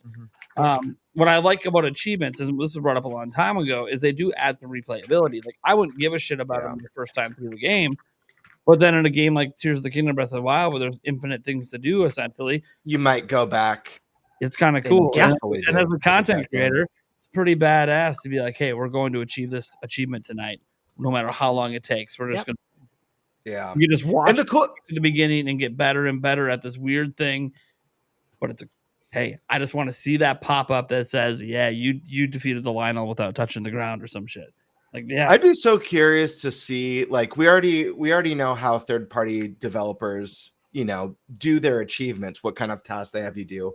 But Nintendo has this philosophy of fun first. Like, that is like at the forefront of their game development. So what does that look like when you have trophies or achievements in mind? And so I'd just be curious to see how Nintendo devs would approach implementing achievements and what constitutes rewarding them to a player, because I feel like fun would be at the heart of that. Sony does a really good job with their trophies. So all the Sony first party titles. And I was going to mention too, because nobody likes the cheap trophies or achievements. They are annoying. And each developer does it different. And some purposely make games just to have cheap trophies. But I will say, like, with Sony first party, Square Enix does a great job as well. A lot of the trophies are tied to quest. That's, you got to do like, hey, if you do these 5 quests and they're all in order, the payoff at the end is going to be a special sword that you can only get by doing these quests. Think like the was it the big Goron sword? Yeah. Gora's mask. Yep. Think like that. This is why I like trophies. And this is what I was talking about before, is that a lot of the times you may not get everything in the game because you don't even know that said item exists. But because there are trophies and you look at the trophies like, only 5% of players have got this trophy. What is this? I'm interested now. How hard is it? What do you have to do? And what do you get? Oh, you get this cool item that you can equip? I had no idea. Let me find out how to do it. Now I'm spending more time in the game. Now other people, again, are looking and saying, again, only a small percentage of people have done this. I wonder why. Is it really hard? And the more time people spend in the game, the more time people talk about it. Like, think about kids at school. And they're talking video games, right? Same thing. It's free word of mouth advertisement, which is more money in Nintendo's pockets and the third parties. There's a lot of potential here. And again, I hope they do it because it forces me to see things that I may not have seen. And I want to see everything when I really love a game. Like if there's a special sword in Zelda, I don't want to miss out on it. Yeah. If we get a Majora's Mask full-blown remake, trophies and achievements would work really well in that game with all the cool little hidden quest lines and masks and stuff. You're right. Yeah, totally. Dude, and you could have your trophy room, but it's a mask room for that game. The more you get a mask, it unlocks it in that room on a shelf. Come around on achievements a little bit, to be honest. I even thought about like I was gonna play Fortnite this weekend because like there's a new season or something launching where you can unlock a Jack Sparrow costume, and I just really like Jack Sparrow a lot, so I think it'd be hilarious to run around in that costume. And I kept thinking, like, every time I play Fortnite, they always give you like an option to choose like an achievement for each match, and I do actually try to get it every time subconsciously. It's kind of like I think in a lot of like instances, like in personal instances, like Tears of the Kingdom, yeah, like there could be some cool stuff. But I actually like the more I think about it, the more I get the appeal. I think I just get tired of the games that give you all the really, really cheap achievements that like just shouldn't give me achievements. I think that's never going to go away because people love achievement hunting and pumping their gamer scores doing piddly bullshit for an hour. Oh, I gained 7,000 points on my gamer score for an hour. Dude, what fucking achievement are you doing in an hour? You got 7,000 goddamn points. It wasn't one achievement. It was 17,000 achievements. Like, oh, what the fuck? I agree. Like there are literally indie games that exist solely so people can add achievements. And you know what? More power to you indies for taking advantage of achievement. Doritos Crash Course Adventure, baby. Just about it. That was it. That was the game we do that with. It's a dopamine hit, man. Yeah. For a lot of people, when they get those achievements, when they pop off, gotta hear the ding, ding, ding. Some people leave the sound on their phones for all the notifications because I gotta sign up for everything because every ding on my phone means I'm important. I'm like, or just an automated robot. My phone's been silent for about 20 years. Yeah, literally, I got an iPhone here. It's got this little notch on the side. I don't think I've turned it on ever since I bought my phone. Yeah, I won't. I think the only time I did it was because when Yulia got mad at me because I didn't answer the phone a couple times, and I was like, all right, I'll turn it on the rest of today. And then I'm like, ding, ding, ding. I'm like, fuck this shit. Although when you can't find your phone, no. Then I put the Apple Watch on, and when someone calls me, it's going. Ding. I'm like, okay, I get it. Someone's calling my ass. Everyone, shh, my phone's vibrating. The best way I can't find my phone, she's like, I know you have the watch. I'm like, okay, I answer it. Man, you sound like shit. I'm like, well, yeah, it sounds like shit through the watch. Shout out to Nintendo for having the Joy-Con finder. That thing's awesome. Just on the side. Don't take that away. On the system, push the button and then that Pro controller vibrates. I'm going to tell you right now, every device that has any sort of remote or controller should have a button on the device for finding controllers and Joy-Con. How many people have lost TV remotes or Apple TV remotes? Or every day. Every day. Yeah, you should tap everything on the button and make the damn remote make a noise, buzz, something. The only controller, like I don't have it anymore, but I did have Dish Network for a while, and it was the only setup of controller and module in the entertainment system that if you push this button, find my remote, beep beep beep beep beep beep beep beep, the controller would beep wherever it was in the house. I'm like, I don't know why not everyone does that. Like Nate said, for your Amazon, for your Roku, for your everything. It seems like such a no-brainer because everyone loses those things daily. The only controller I've never lost was the Wii U gamepad. That thing was never lost. Yeah. Well, it's hard to lose something that's as big as the system. I know. You put it on the charge stand, and I'm like, I got an extra tablet over there. Oh, wait, shit. It's just the gamepad. Hey, you know what the gamepad was? One of the best smart remotes at the time. Yeah. I love the gamepad. It was really confusing. Some of the organization, I don't know if you guys ever used the TV remote. Some of the organization. I did. It's terrible. It had a lot of cool features, but it's not organized very well. It's like, we need to put every smart TV remote feature on here, but no rhyme or order or reason. But I will say I did use it a few times. Why? Because my TV didn't have the ability to find the remote I lost. It's buried deep in the bowels of the couch somewhere. Oh man. Well, geez, one of our hosts ran away. No, another one's going to. And I think it's his topic coming up here Yeah. too. I heard that he ran to No. go get his Switch. That's all right. I'll introduce the It topic. might have been right. Emio. It is my topic. I guess we can go to the next Um, topic, which was, and Eric's gonna dip out. Before we go, I'm gonna dip out. Before the podcast even started, I developed a massive headache. I went out and took Tylenol, and I could not shake it. And my stomach is starting to hurt, and I don't know if it was the Subway that I ate or what the hell it was. Probably. It tasted good. Probably Subway. It's Bad meat. Subway. it's not sitting well. So I'm gonna dip out. Sorry guys. Thank you guys for Take it coming easy, on. Eric. Hearts in the chat for Eric. Feel better, man. Drink See, some feel water. better. Take some ibuprofen. Yeah, If feel you better, throw up on brother. the way out, at least let us see. Yeah. I said if you throw up on the way out, at least let us see. Yeah, at least make it a clip. It's sitting right there. That's a really good Need to target. farm TikToks here. Damn it. Fair enough. If Oh, you're feel better. audio listeners, you can't see anything, but just make little hearts with your the little K-pop hearts. Just do that with your hand.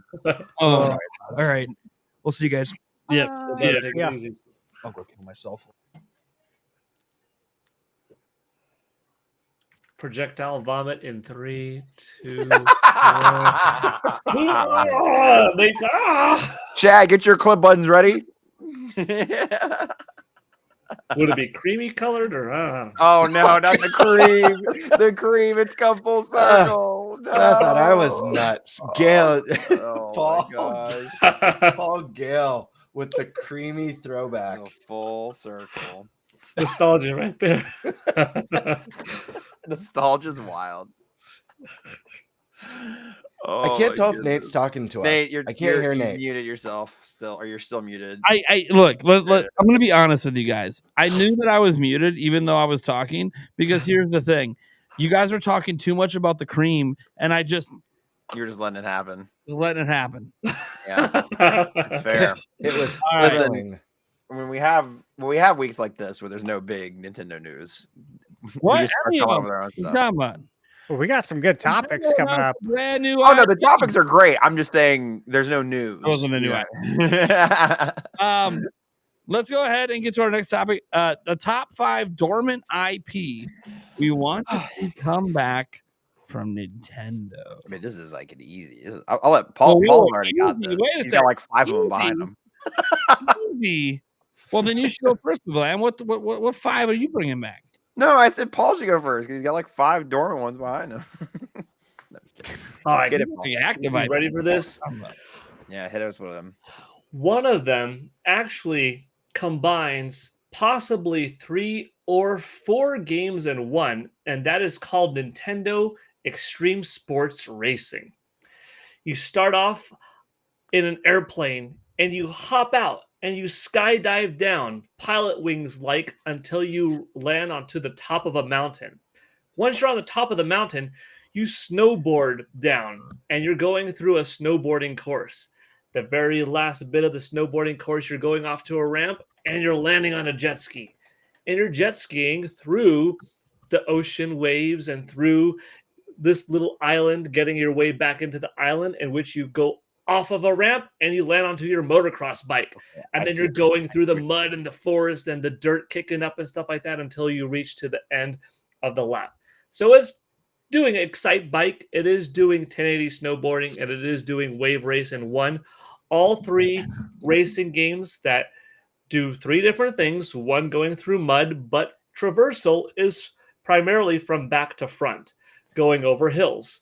One's going from back to front, but traversal is going up and down over water physics.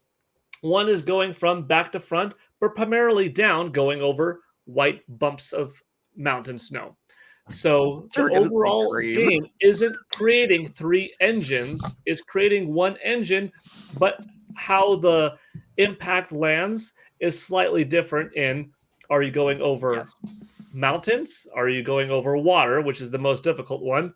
Or are you going over mud, which throws some visual effects, and the mud's not that different than snow at this point. But the traversal, the same way. I just threw in the Pilot Wings one as a fun thing. You could play this game in the races as these grand races where you go through 8 different courses of island hopping, or in this same mountain of going down the mountain slopes, going into the water, and then going on the motocross bike back to a final finish. And that would be cool. Those are your 3 different laps, long laps, right? Kind of like Mario Kart 8's got its long laps, but this is 3 distinct ways of play. Or you could play independently in just the motocross stages, 1 by 1 by 1 by 1, if that's your jam, or just in the 8 different wave race specific stages, 8 different little island hopping kind of things, or 8 different snowboarding stages, different slopes of the mountain, different terrain, maybe a different mountain, etc. That would be a really cool game that is different enough than Mario Kart. You don't throw Mario characters in them.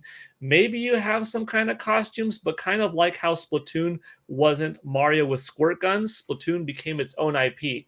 Mm-hmm. These 3 could kind of exist as their own extreme sports racing game, and that's why I called it the very clever Nintendo Extreme Sports Racing. And whether you're bringing back the old school characters or some new ones or a combination, I think that would be different and really neat, really fun, could exist on its own. It's not F-Zero, so if they bring back F-Zero, Nintendo used to have, I listed off 3. And Pilot Wings even had some speed-oriented things, but it wasn't a racing game. Nintendo used to have a lot of racing games. They don't have it anymore because they don't want anything to compete with Mario Kart. Mario Kart's so successful, but I don't think this would take away from Mario Kart's sales because Mario is so freaking big that everyone on the earth already owns there's it. a draw, there's a desire, a love, a want for Mario Kart 9 or 10 or 11 or whatever you want to call it. If you call home circuit 1 and live 1 or whatever. The next Mario Kart is going to sell well and people want it and people love those Nintendo characters. But this satisfies something very different. It's not a Forza. It's not a, Project Gotham Racing or a Gran Turismo. I like the heck out of this, but I'm also biased. I think we're all biased to liking Nintendo in some capacity, but I loved F-Zero back in the day. I thought the original N64 one was so good. I liked Blue Ocean a lot. I liked 1080 snowboarding a lot. Old school Excitebike, but really the N64 one, so good. Excite Truck, also good on Wii, but not as good as Excitebike maybe. But how do you bring them back in this Mario Kart world? This one thing and the different challenges, and like as you're going online, seeing someone go down that mountain over there while you're on this part of it, this live breathable island, whether it's big enough that it could be one island or small different sections so that you've got different experiences. But those are 3 right there, or unless if you want to include a Pilot Wings-esque dropping down to the mountain kind of thing, just because that would be kind of cool to like maybe you're gaining some extra speed and like the speed boost as you're going through rings from when you jumped out of the helicopter or airplane to the mountaintop.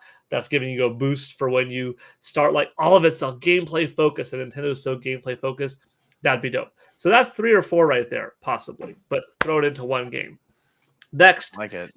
Kid Icarus has been gone for so long that it is Nintendo's answer to, or another answer to the Zelda genre, because now with more horsepower, imagine, Pit in this open world flying around, not just gliding, or if it's got these corridor, flying segments, kind of like Kid Icarus Uprising, which was such a good game that only a few million people played, that really could come back with, dual analog stick controls. But that's a game with the voice acting and the story of a Fire Emblem, but with a cool character with sword combat and bow and arrow stuff like from a Legend of Zelda game. But it could be big enough and open traversal as a Xenoblade. Like Kid Icarus could exist as another one of those big Nintendo characters, but he's not. The big ones are, you got Mario, Splatoon, Inklings, you've got Metroid's Samus Aran as an iconic character, despite the game's not selling on the best end. Donkey Kong, and then like Fox McCloud should come back. I think Kid Icarus should come back, and then that's my last one. My 5th final one is Star Fox. 100%. Even though I saved it for last, I kind of did it for a reason. I love Star Fox, and so many people love it because the very few that we got were so freaking good. Star Fox 64 left an impact on me for life. That pairing with the Rumble Pack, going to air shows that summer and seeing the Harrier come off and go off at real air shows and playing Star Fox 64, the two are just ingrained in me for life. I used to take my dad's beeper, and I'd take his beeper in the summer leading up to Star Fox 64 coming out. I'd put it in, call it real quick, and be like, oh man, this is what Rumble technology is going to be like. I can't wait. And I call it again. Like, that's the stuff I do. And, it was just amazing. So I love it. Star Fox, it is Nintendo's Guardians of the Galaxy. And I don't know why it's taking so long for them to realize it. Like, you've almost got to take a little bit of a page out of Insomniac Games' book and imagine the next Star Fox being like Ratchet and Clank Rift Apart, where it's a lot of Fox McCloud on ground in the Lilat system, taking orders from General Pepper, communicating back to the Star Fox base, having banter back and forth with Peppy, Slippy, Falco, etc. You're going on different missions.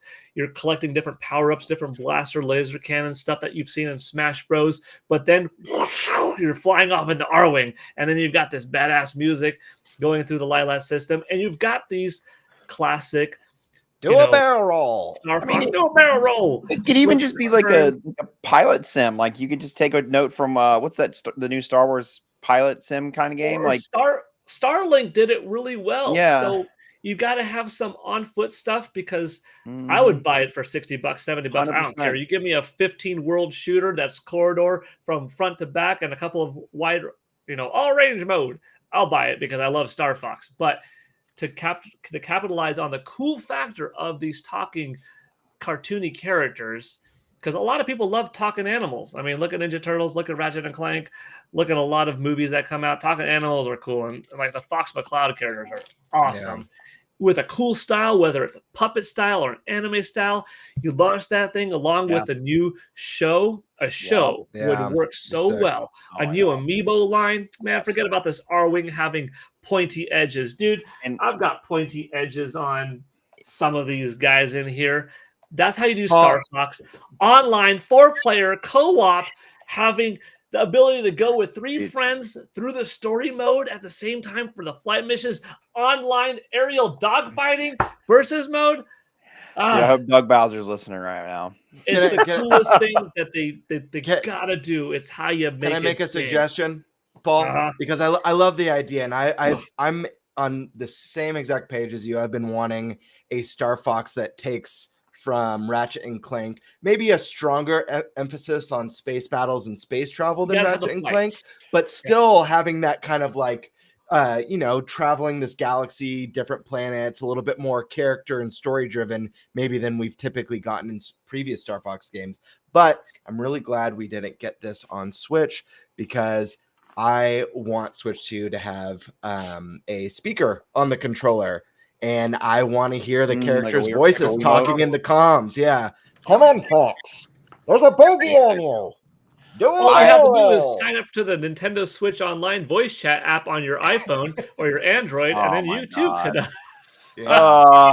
participate in this.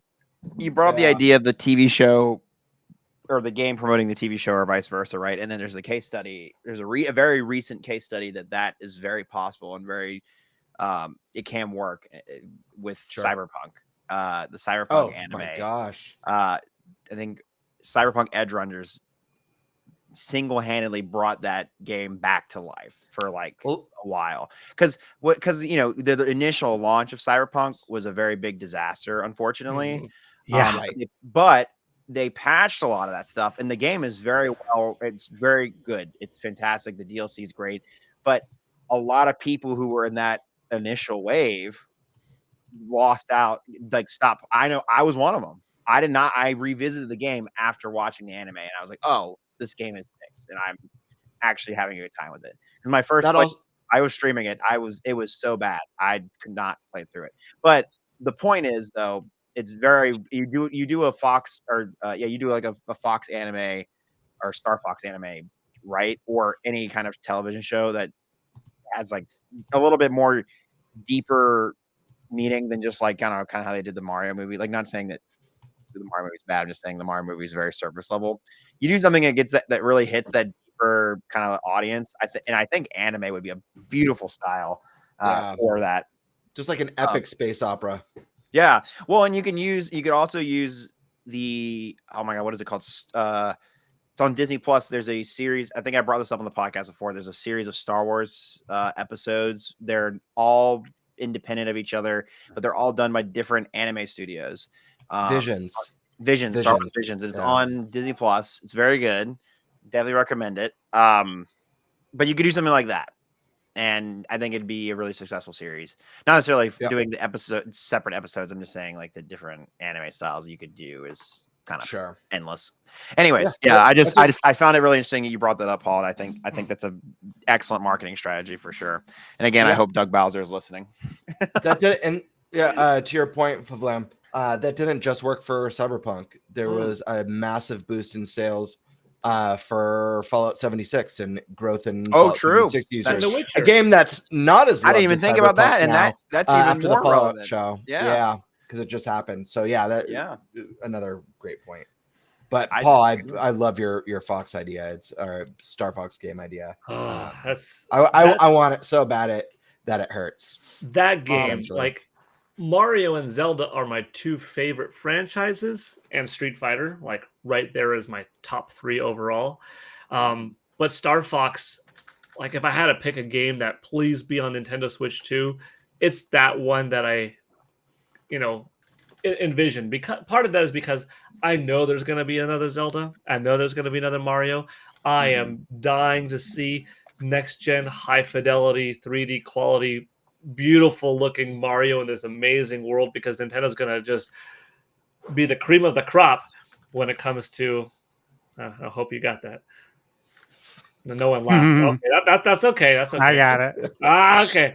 They're going to be the cream of the crop when it comes to these models and these shaders and being closer to looking like the Mario film, and Zelda with, what kind of art style they're going to go with, animated again or Wii U Tech Demo 2011 again. But I know I have faith in those. So not that I don't want them any more than I do, but I really want that Star Fox because it's such a good underused IP that really could do well. I mean, it's Nintendo's Guardians of the Galaxy, and that's a hot squad. That is a cool squad that exists on their own. Some people like Hulk, some people like Spider-Man, but some people like the X-Men. Yeah, the X-Men. That's like a Star Fox. It's a team. It's a team-based thing, and there's strength in those kind of like, this is small enough that I could get in, big enough that the universe is vast. Yeah. Okay. Yeah. I got it off the pitch. I know he's got it out there. We need to clip this. We need to mail it to Doug, and then the game. We'll see it. We'll see it on Switch too. Maybe it won't be till 2030, but we'll see it. Oh wait. Could I go through? Paul's like, I'll wait all my life for this thing. I'm ready. Can I go through my 5 real quick? I don't have descriptions for all of them except for the last one where I have a vision for. But these are just ones that I'd like to see. Maybe you guys have a little bit more to add other than Nintendo just bringing these games back. We were talking about EMEO earlier. Disappointment around it not being a true Nintendo horror game.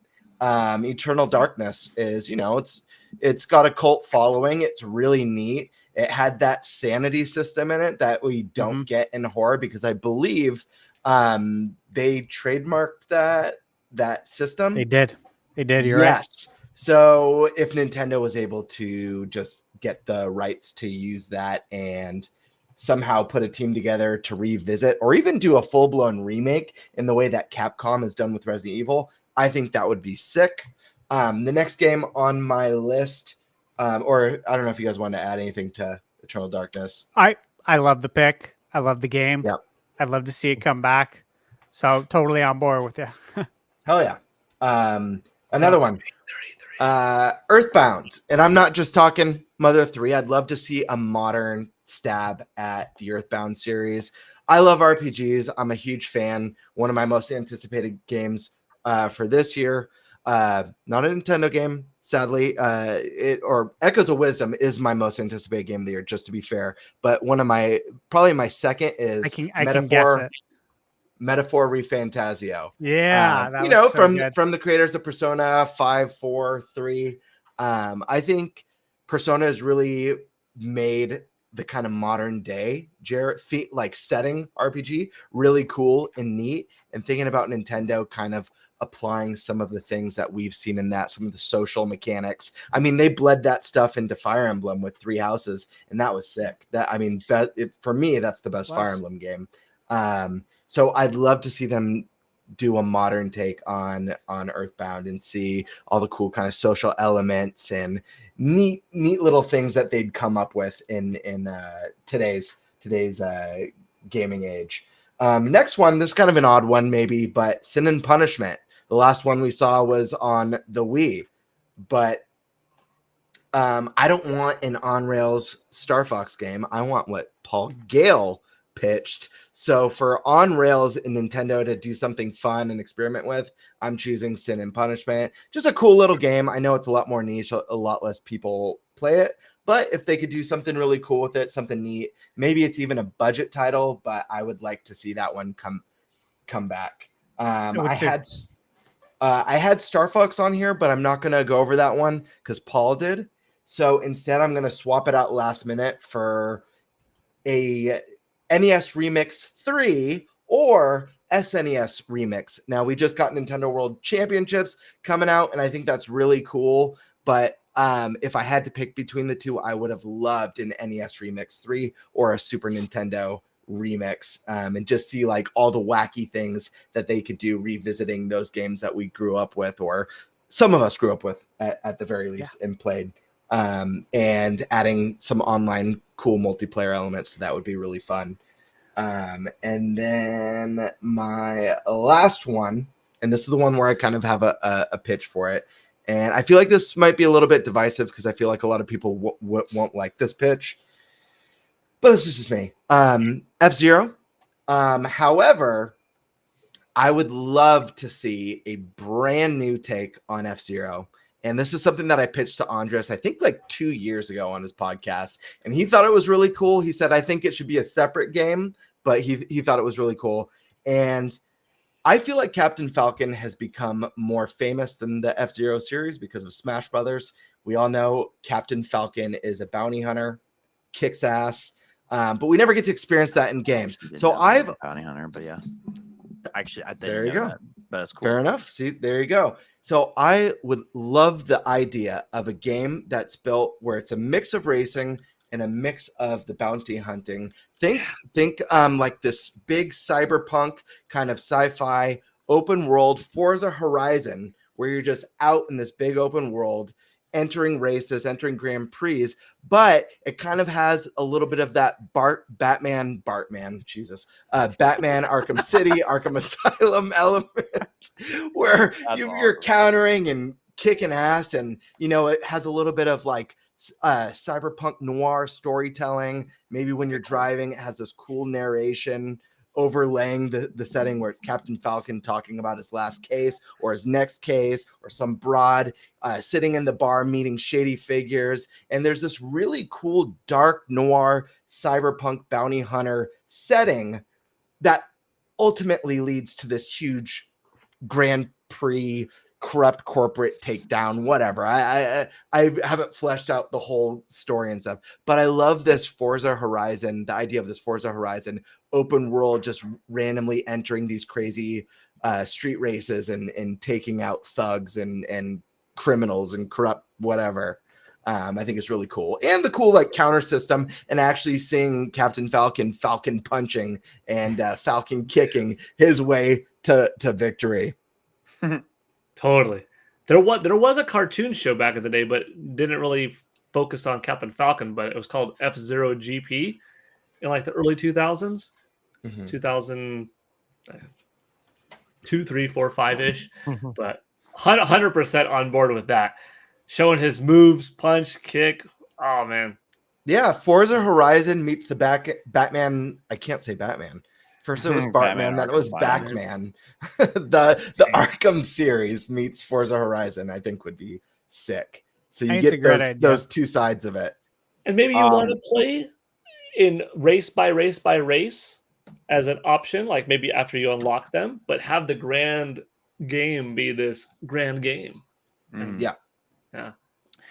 I have a hard cutoff in about 5 minutes. So mine are more like I would like to see a sequel to. I mean, I guess that's kind of the question, but I have some fast ones. A classic answer.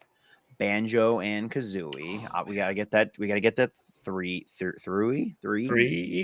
Yeah. I'll die if that happens. That would be really cool. That would be a really. I think imagine like a Banjo Kazooie game with the tightness of like Mario Odyssey and like that like speedrun platform potential. I think that would go. I think people would clamor for that.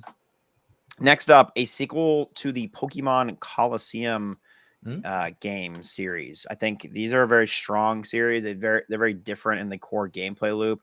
All double battles. You're actually stealing Pokemon back from bad guys. So you're like stealing them, but not stealing them.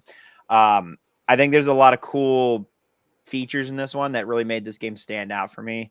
Double battles do get slightly tiring, but I think double battles are honestly the superior way of like they're more challenging inherently because of the nature of them, and so I enjoy that a lot. Another Pokemon game, Poke Park. I love the Poke Park series, and I think it is a woefully underrated series. I think the first game is pretty like it's good, don't get me wrong, but it's like all right. The second game is on my shelf over there, fantastic, and you could definitely 100% do a third one because there's been 3 new regions since the second one.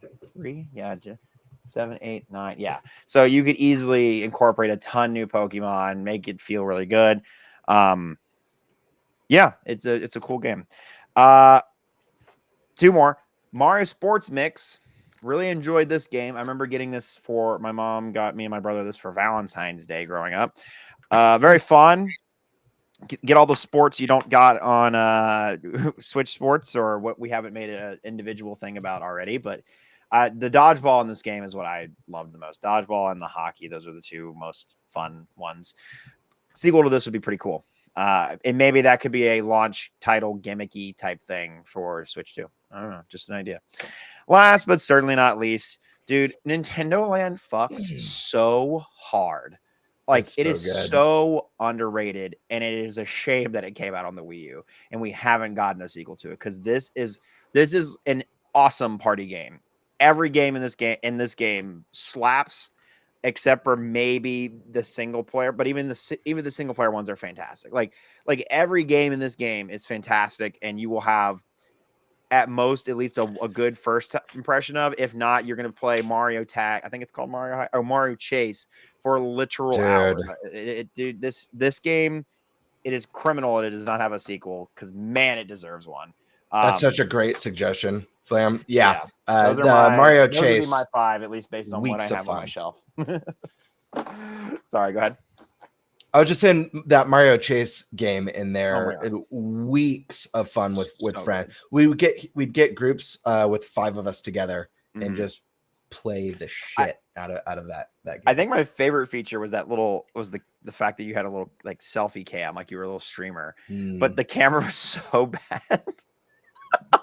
So it'd always be this like smudged, awful, like 480p looking disgusting, and you're like pogging out of your mind as you run through the course. Oh, so great. It was awesome. It was fantastic. 100% recommend it. Anyways, I am going to take my leave because I unfortunately have my day job in the morning. So it was wonderful being on the podcast again. As always, Paul, it's great seeing you. Seeing you Game Fantastic. I see Thunderstash and Nate all the time, but yeah, it's good seeing you guys as well. Good to see you too, man. Yeah, of course. Only thing I'll plug is I got a YouTube channel, and we just finished. I did a walkathon for Luigi's Mansion. I walked a literal marathon. I walked 24 miles throughout my entire play. I walked the entire time while playing Luigi's Mansion. Wow. 2. That's cool. We will have a video about that very soon, so feel free to subscribe. Anyways, y'all have a fantastic night, and I will see you guys next time whenever I'm on the podcast. Have a good night, man. Take it easy, everybody. man. Of course. Awesome. I can go next with my top 5. Hell yeah. I'm ready to go. One was brought up in a super chat. I'll just bring this up quick. From Taker 6 Tender brought up Wave Race and Punch Out. Wave Race needs to come back. It just needs to. It just look. We can talk about Punch Out all we want, and I understand it's been a while, but at least there's been something in the last 20 years. Right. True. We need some Wave Race, man. We need it bad. It needs to be on there. How about some Ice Climbers? I feel like Smash really brought them back and made them popular again, and most modern gamers have no idea where they came from. Dude, I imagine an Ice Climbers that has like a horribly tragic story, kind of plays like Uncharted climbing and cliffhanging, and someone dies and it's like screaming, reaching out. No, that'd be funny. Yeah. This one is an often requested, never going to happen, at least while the original creator's alive. A new Earthbound game. Yep. It's just not going to happen because iToy's got no interest in it and doesn't think it needs to exist. But again, he's not going to live forever, and Nintendo might decide to. Look, you can even reboot the IP if you need to. A new creator. I really want to see it come back. I don't know if it'll ever be what it once was, but it certainly would interest me. I've got one that's a little bit of a cheat because it's like a twofer. It's like a 2-in-1, but it'll make sense. Duck Hunt and Hogan's Alley. Yeah. Let's bring back some light gun action. Dude, those games were the bomb back in the day. Yeah, arcade, cool, but dude, that's not where the memory came from. It was the light gun with the NES on your CRT TV. Those games, damn, like they need to come back. Look, they put the Duck Hunt guy, the dog, in the damn Smash game. Let's go. It's time. Exactly. Let's bring it back. I miss it. You figure with all of the random accessories Nintendo does, we would just have new ones of these, and no, we don't. So let's go. Then one of the greatest RPGs of all time, Star Tropics. Needs to come back. Now, there were 2 of them, and I get it. No one cares about the second. It wasn't that great. But the first one was amazing. Bring it back. Like everyone talks about Chrono Trigger, and everyone that's fine. But Star Tropics hasn't had a game for even longer than Chrono Trigger. So let's bring it back. I'm sorry, I'm digging into the well. That's the point of this topic. It's my well, and it needs to be filled. There you go. That's my 5. I don't know. What's 6 technically? Because it could be Hogan's Alley. It doesn't be Duck Hunt. Give me a Hogan's Alley. Give me the new Hogan's Alley. It'd be sweet. All right. Cool. I'll jump into this. So a lot of mine were, of course, said. Yeah. But I have some backups in place, so we can have some variety here. So I have to say Earthbound, of course. I love Earthbound. Always have. However, what I was thinking specifically is a Earthbound HD 2D remake. There's 2 games that I'd love to see get that treatment, and that is Earthbound and Chrono Trigger. But since we're talking first party Nintendo, if we're not going to get a new Earthbound, dude, let's do a HD 2D remake. I think it would be perfect. Next, I want Kid Icarus. I just want it. It was one of my favorite NES games growing up. I still love the game. The music is something that sticks with me my whole life. The Kid Icarus, the title theme, it's just so good. Wave Race, no doubt.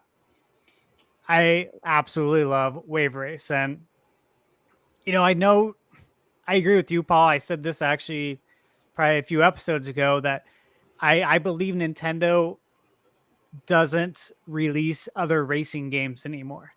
They just want to funnel everybody to Mario Kart. And I get their business strategy. I do. I understand it.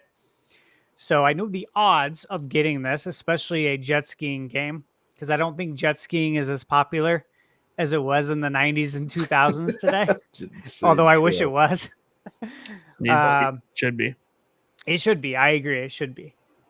I would love to see it though. And, Wave Race, man, to this day, I feel like nothing beat the way the water physics felt in that game. It felt so good to ride a jet ski. And that's just something that it's wild that it hasn't been topped today. And I know there's not a lot of games where you're actually controlling a watercraft in the water, but there are games, and Wave Race still did it best. I did have Star Tropics on my list. However, I'm going to go with an alternative for an RPG, and we just got this on the NSO for the GBA. Let's get a new Golden Sun. That would also be a really good series for the HD 2D treatment. I think it would fit in real nice. And I'd like more people to see those games, honestly. And last but not least, I guess, again, we're not going to get any racing games. So we're not going to get Diddy Kong Racing, even though I love it. And Nintendo and Rare seem to be getting along, Microsoft these days. I'm going to go Pilot Wings. I really love Pilot Wings, especially Pilot Wings 64. Another one of those games that, like, if you watch any videos on my channel where I'm basically unboxing new games and going over my game collection, you'll hear in the background Pilot Wings music. It's just so good. Yeah. Love that soundtrack. It's classic. And the game was obviously very fun. So those are my top 5 dormant IPs. Love to see them. Would love to see them. Those are good. I like that. That was good. All right, we can probably get into our last topic. What do we got, Thunder Steve? All right, so we got the top 5 third-party games that we want to see on Switch 2 that, are currently out on other consoles. So these are games that can be ported over. And these are games that are currently released. So I'll start it off. Final Fantasy VII Remake Trilogy. Bring it on. Coming hard. I think it would sell great on the Switch. If we go back to the old days when the breakup kind of happened between Square, back when they were Squaresoft, and Nintendo, because they went cartridge based, and then Final Fantasy VII ended up being PlayStation instead of Nintendo 64 because of that. It would just be so cool to see that kind of full circle of getting Final Fantasy VII Remake over on the Switch, the trilogy. And, keep in mind, Square's always very open about how disappointed they are when their games don't hit the sales mark. And you got a real opportunity to bring these to Nintendo and fix that. So would love to see it.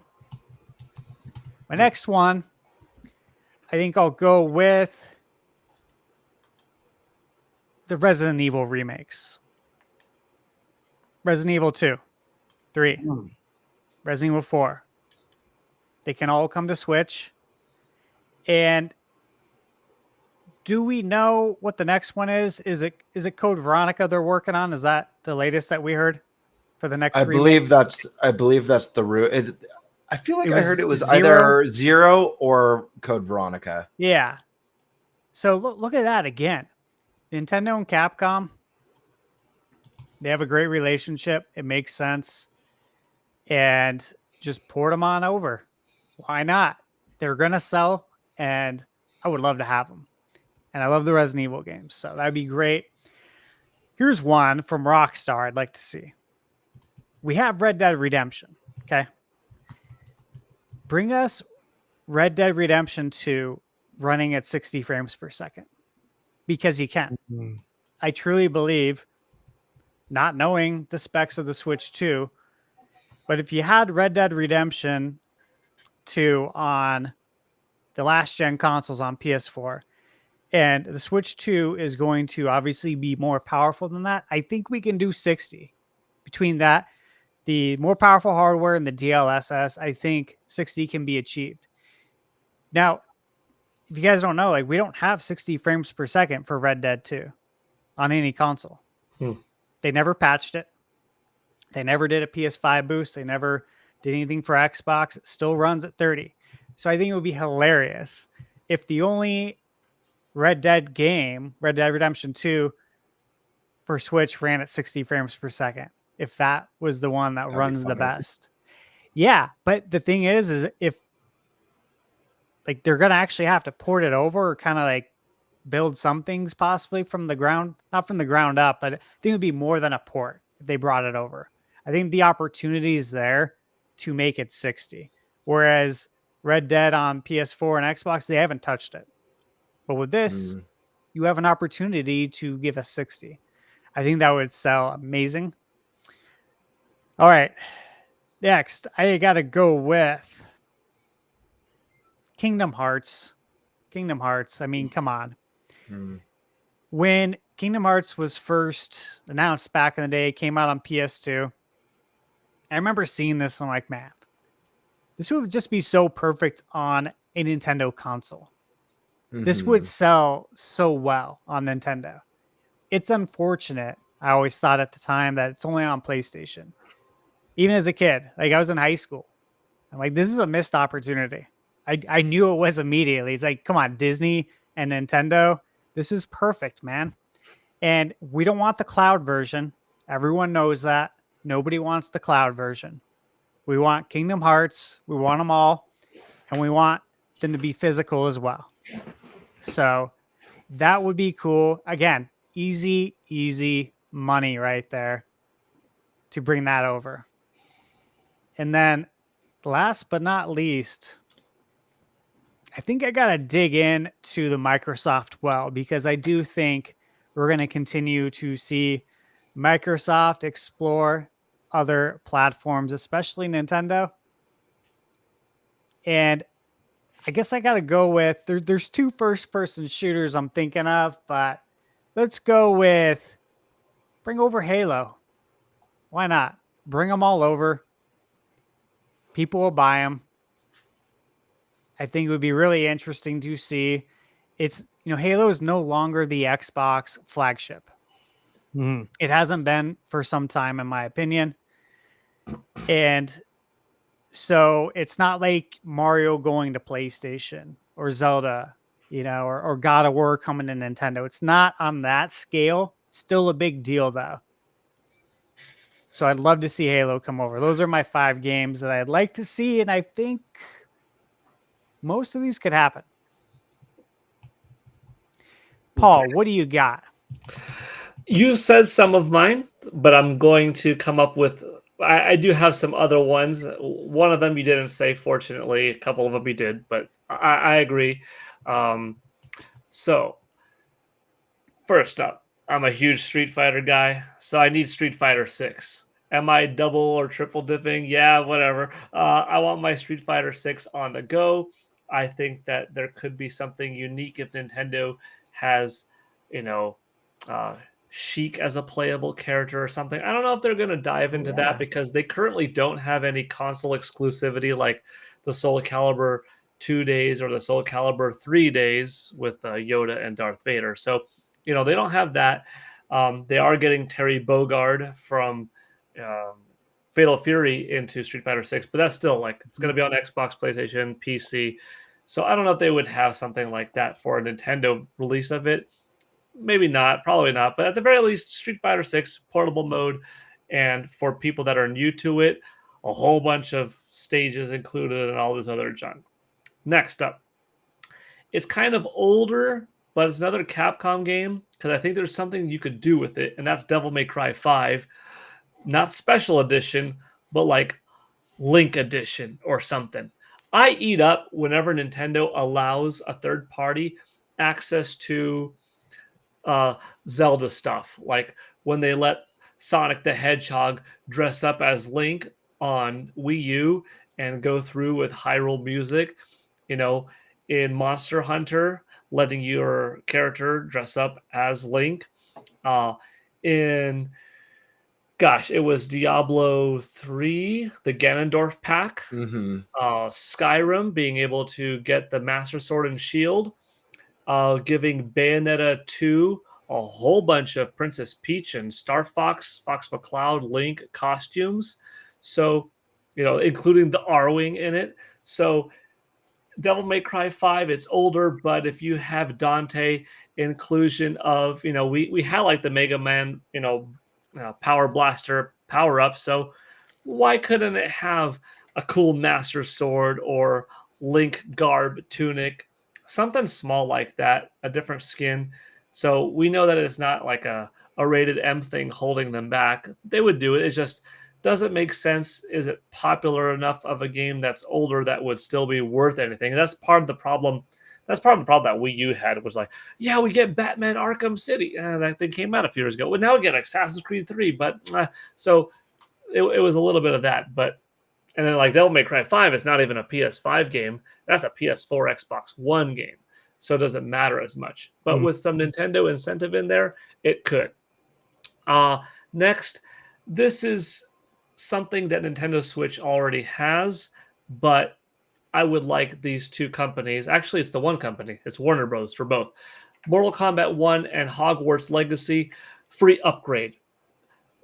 The different quality build version.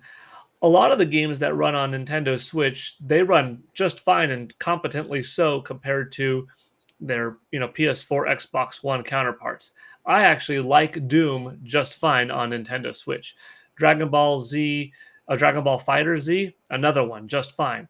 Dragon Ball Z Kakarot, that's one that was the same, but eventually they had a PS5, Xbox Series X version that souped it up. But in the case of Mortal Kombat 1 and Hogwarts Legacy, they are two very different builds. So could they give some kind of, if you have the game, you could download this patch. Maybe it's free, maybe it's not, maybe it's $10, and that would be fair. But to bring it like a lot of these Nintendo games, maybe that'll be free, maybe there'll be some paid in resolution increases, some little frame rate increases, but I'm talking, no, you're upgrading to a different version. So am I picking two as kind of a cop out? I mean, yeah, I think they're still valid, even though they're not completely new, but the new builds, like I fully expect Fortnite to have its new build on Nintendo Switch 2. Yeah, it's still using Unreal Engine 5, but it just looks a little bit different now than the PS5, Xbox Series X versions, than the Xbox One, PS4 ones. And the last one, well, if you don't count those two, then I have three more. If you do, then I have one more. And that's Yakuza Like a Dragon. Just to show that, hey, here's a series that hasn't been on a Nintendo platform ever. So this is setting the foundation from the get-go. We've got it all. And you don't need another system anymore. We've got it all. If I had to pick two more, the popular choices, Elden Ring and Baldur's Gate 3, just because those have been a couple of the heavy hitters within the last half a decade. And I just stole Nate's probably. I think that's why he's like, that's all right. That's all right. I had a feeling. And with those, throw in the Nintendo stuff too. Give me the Link costume and the Master Sword and whatever, and Elden's Ring and Baldur's Gate 3. Like, easy. Like they did with Skyrim. Yeah. Is it cheap? Some would say yeah, but a lot of people will be like, dude, that's cool. I'll double dip. Or I didn't have that system. This will be my first time, and I get the Nintendo stuff that I love. So yeah, those are my 5 or 3 plus 2 is still 5 or 7, depending. We're not talking about other games, by the way, because I would say first, most important, Grand Theft Auto 6. But that's not the question, right? We're asking out now that we would like to come over, not in general, but that would be that answer is that's the most important one is if it's a launch title or day and date or some other capacity, you show up with GTA 6 on it, not 6 years later, none of this stuff, that's a powerhouse decision. That'd be huge. I know Nate wants that bad. Yes. Yes. I think Grand Theft Auto 6 as a single game would be more important than every year getting a Madden. That's how big I think GTA 6 is. And that's saying a lot because having a Madden 25, a Madden 26, a Madden 27, Madden 28, you know, giving up like 7 years worth of Maddens or 7 years worth of FIFAs or 7 years worth of NBAs. I mean, that's a lot. But, you know, you've got a 200 million selling game in Grand Theft Auto 5, and 6 is probably going to be that. And if Nintendo Switch 2 is even relatively successful, 100 million, which is that's monstrous successful, you're going to have a good 20 million selling on that system. Okay, too much. I agree. Go, Nate. Jeez. Talking different topics now. Okay. Look, there's a lot of games, a lot of third-party games that aren't on Switch. And when I'm talking about wanting these games to come over, it's more so obviously for Switch 2, because I think I just want better performing versions of these games. What about Monster Hunter World? Like we talk a lot about Wilds coming up. What about World? We never got that on Nintendo. Why not? Let's bring it over. I'm gonna have one cop out on this list because we already know it's coming. Call of Duty. Want it? We already know it's coming though. That's the thing. Like the contract's in place. We know it's coming, but still, we don't have it. I want it. That's two. That's two right there. All right. Throw some other ones out there. This one's gonna sound weird, but it is something I play, and I play it exclusively on PC. World of Warcraft. I would love to see World of Warcraft on Switch 2. It is technically playable with a controller. It's not the best way to play, but you could use a mouse and keyboard. It's fine. Just as an option. I would like that. And on the go, if I happen to be connected to the internet, let me play. And if you want to stick to that sort of thing, you can get into things like Destiny 2. Let's get that over. Why not? How many I'm at? Is that like 3, 4, 5? I don't even know where I'm at. I'll just keep going. How about college football? I've been playing it the entire damn podcast. People wondering what I've been doing. Every time I'm looking away, I'm playing college football. Well, because to be fair, a lot of it's just team management, so it's not like actually that distracting. But college football 25, which again, you pair that with Madden. Let's go. It's time. It's just I like sports games, and I love that we've been getting NBA 2K. Mm-hmm. I was about to say I love that we've been getting FIFA/FC, but then I like the real version. That being said, I'll just combo those together because I kind of feel like college football and Madden kind of go together, even though you can't what the most fun thing to do in college football games back in the day was. You get your recruiting class to get drafted into the NFL, and you can't do that. Why? Because now they pay college athletes. And so because of it, it's a contract issue.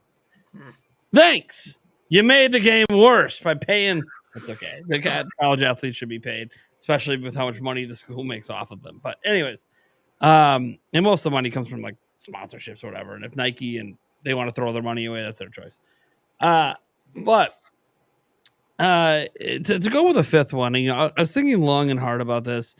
There's a lot of franchises out there, and the Switch has been an interesting generation because it's gotten a lot of games. And one game it got that shocked everyone at launch was obviously Skyrim, right? Like it just shouldn't have been that shocking because the game is pretty old at that point. It obviously could run on Switch, but it still was kind of surprising because there wasn't a lot of that Bethesda support at the time. And obviously that led into getting the Doom and Wolfenstein and all that. The next Elder Scrolls game. I want that so bad. I mean, I'm going to play it regardless. I don't even know if I'm going to play it on Switch 2 or whatever. If it was there, I might play it on a different platform. But think about how well that game would sit in with the Switch's audience and the Switch 2's audience. The people that play Zelda. A 30, million people that play that game and played The Witcher 3 on Switch and played obviously Skyrim. It just feels like the right game that would fit right in with that audience. And we talk about, you know, how GTA 6 could you know, sell 5, 10, 20 million on Switch. Who really knows? Yeah, this game could legitimately be a 5 to 10 million seller for them easy on this platform because the audience wants games like it. And Nintendo only gives us one franchise like that. Just one. They give us the one. We want more. Well, we got to look to third parties for that. So let's go. Let's make it happen. I mean, I was going to say the next Witcher game because there's one in the works, but we literally got Witcher 3. So I think there might be an expectation for that. And I understand we got Skyrim, but again, Skyrim was a pretty old game at the time we got it. So I don't know if anybody expects it, especially after Microsoft bought the studio. So we'll see. But I do like that Nintendo and Microsoft are kind of chummy. Sure. So do I. So we'll see. See what happens. I think that game would be definitely ideal. You said sell 5 to 10 million. Yeah. I would say no problem. For sure. Yeah, I agree with that. I think we're all buying it. Audience, like, that'd be great. That'd be great. And if that comes out in an off year from a major Zelda game, like, even better. Yeah. That'd be so good. Totally. Yeah. Yeah, that'd be amazing. My 5 games, they've all been named except for one. But I'm gonna say them anyways, just because I think they've all been named except for 2. Three of them got named. But I'm gonna say them anyways, just because they are legitimately things that I really want to come to Switch 2, and they're games that I already have them, but I'll double dip. So the Final Fantasy Remake trilogy was mentioned. Love those games. It's been such an amazing blast to the past, and seeing this game that was so special growing up reimagined today with, you know, the orchestrated music, the enhanced dialogue, and seeing these places that we all traveled to as kids and stuff fully realized in this breathtaking visuals has been a very special experience, to say the least. So that's one that I really want. The next one that got mentioned was Elden Ring. Elden Ring's up there for me, probably in my top 10 favorite games of all time. I always say my number one favorite series, it's not even close, is Zelda. Diehard Zelda fan, but if I had to pick a number 2, it's the From Software Souls series, and I include Bloodborne and Elden Ring with that series. Dark Souls, Bloodborne, Elden Ring. I love those games so much. So I would love to see Elden Ring. Hell, even bringing Dark Souls 2, 3, and Bloodborne over to the Switch would be a godsend. But Elden Ring especially, it just got that brand new DLC that's kind of taken everyone by storm. So it'd be really cool to see that. The next one, I was actually surprised to hear this one mentioned, because I thought that this was going to be an odd pick from me, but Paul threw this one out there, and that is another one of my favorite series of all time. That's a non-Nintendo series, and that's the Yakuza series. Paul mentioned Like a Dragon. I'd love to see the entire series come over to Switch too, but Like a Dragon kind of not really reboots it, but it created a new kind of entry point for people who maybe don't have the time to play the first giant log of games in the series. And so they have Like a Dragon and then Infinite Wealth, the sequel to Like a Dragon that, you know, did phenomenal gangbusters, tons of 10 out of 10s. The next one, this one's a little bit cheating because it's not out yet, but it comes out this year, and you'll see a theme. There's a heavy RPG theme here. Metaphor Refantasio. I love my RPGs. Games like Persona, it blows my mind they didn't come to Switch sooner, because I'm sure if we got like the full numbers, that game did exceptionally well on Nintendo's platform. People love playing RPGs on Switch, and having a game like that that's super long with tons of investment time, being able to take those experiences on the go and play them elsewhere is awesome. My fifth one, I'm going to add a sixth game as a bonus. since 3 of mine were already said. But my 5th one is Diablo 4. Paul, you mentioned Diablo 3 and how that's on the Switch. That's actually where I played most of Diablo 3, and I have that game on PC and PlayStation as well, but I played the most of it on Switch. I'd play at my buddy's house. We both play. He'd be on his Switch, I'd be on mine. We'd just like chat, shoot the shit, and play Diablo 3 and have a blast. Diablo 4 did really well. It's had a little bit of complaints about it, but they've done some patches and updates, kind of like Diablo 3, where the game's kind of turned around. People are looking at it a little bit more positively now. Give that game some extra legs on Switch 2. That game would be killer there, just running around, looting, destroying demons. I don't know, like ARPG style games, those Diablo style games to me just seem like a perfect fit for on the go. Because they're very easy to like drop in and drop out, do a quick dungeon run, hop out, finish a couple quests, hop out. And then my bonus game, Cyberpunk. It was a game with a rocky start. They got things patched up. They put out a killer anime that boosted sales. And then they dropped DLC that got Game of the Year nominations. And, they got nominated for a few different categories. I think best continuing or best supported game that really turned that game around. And you, Nate, you mentioned Witcher 3 on the Switch. That seems like an impossible port. We see how well that was done on the Switch. So to think of what maybe you put some money, put some effort into a Cyberpunk, not knowing the power right now of Switch 2, what we could expect from a Cyberpunk port on Switch 2 is really cool. And I think that game would be awesome. Heavy RPG themes for me, Western RPGs and JRPGs, but that's what I'd like to see. That's a great list. I would buy all of those.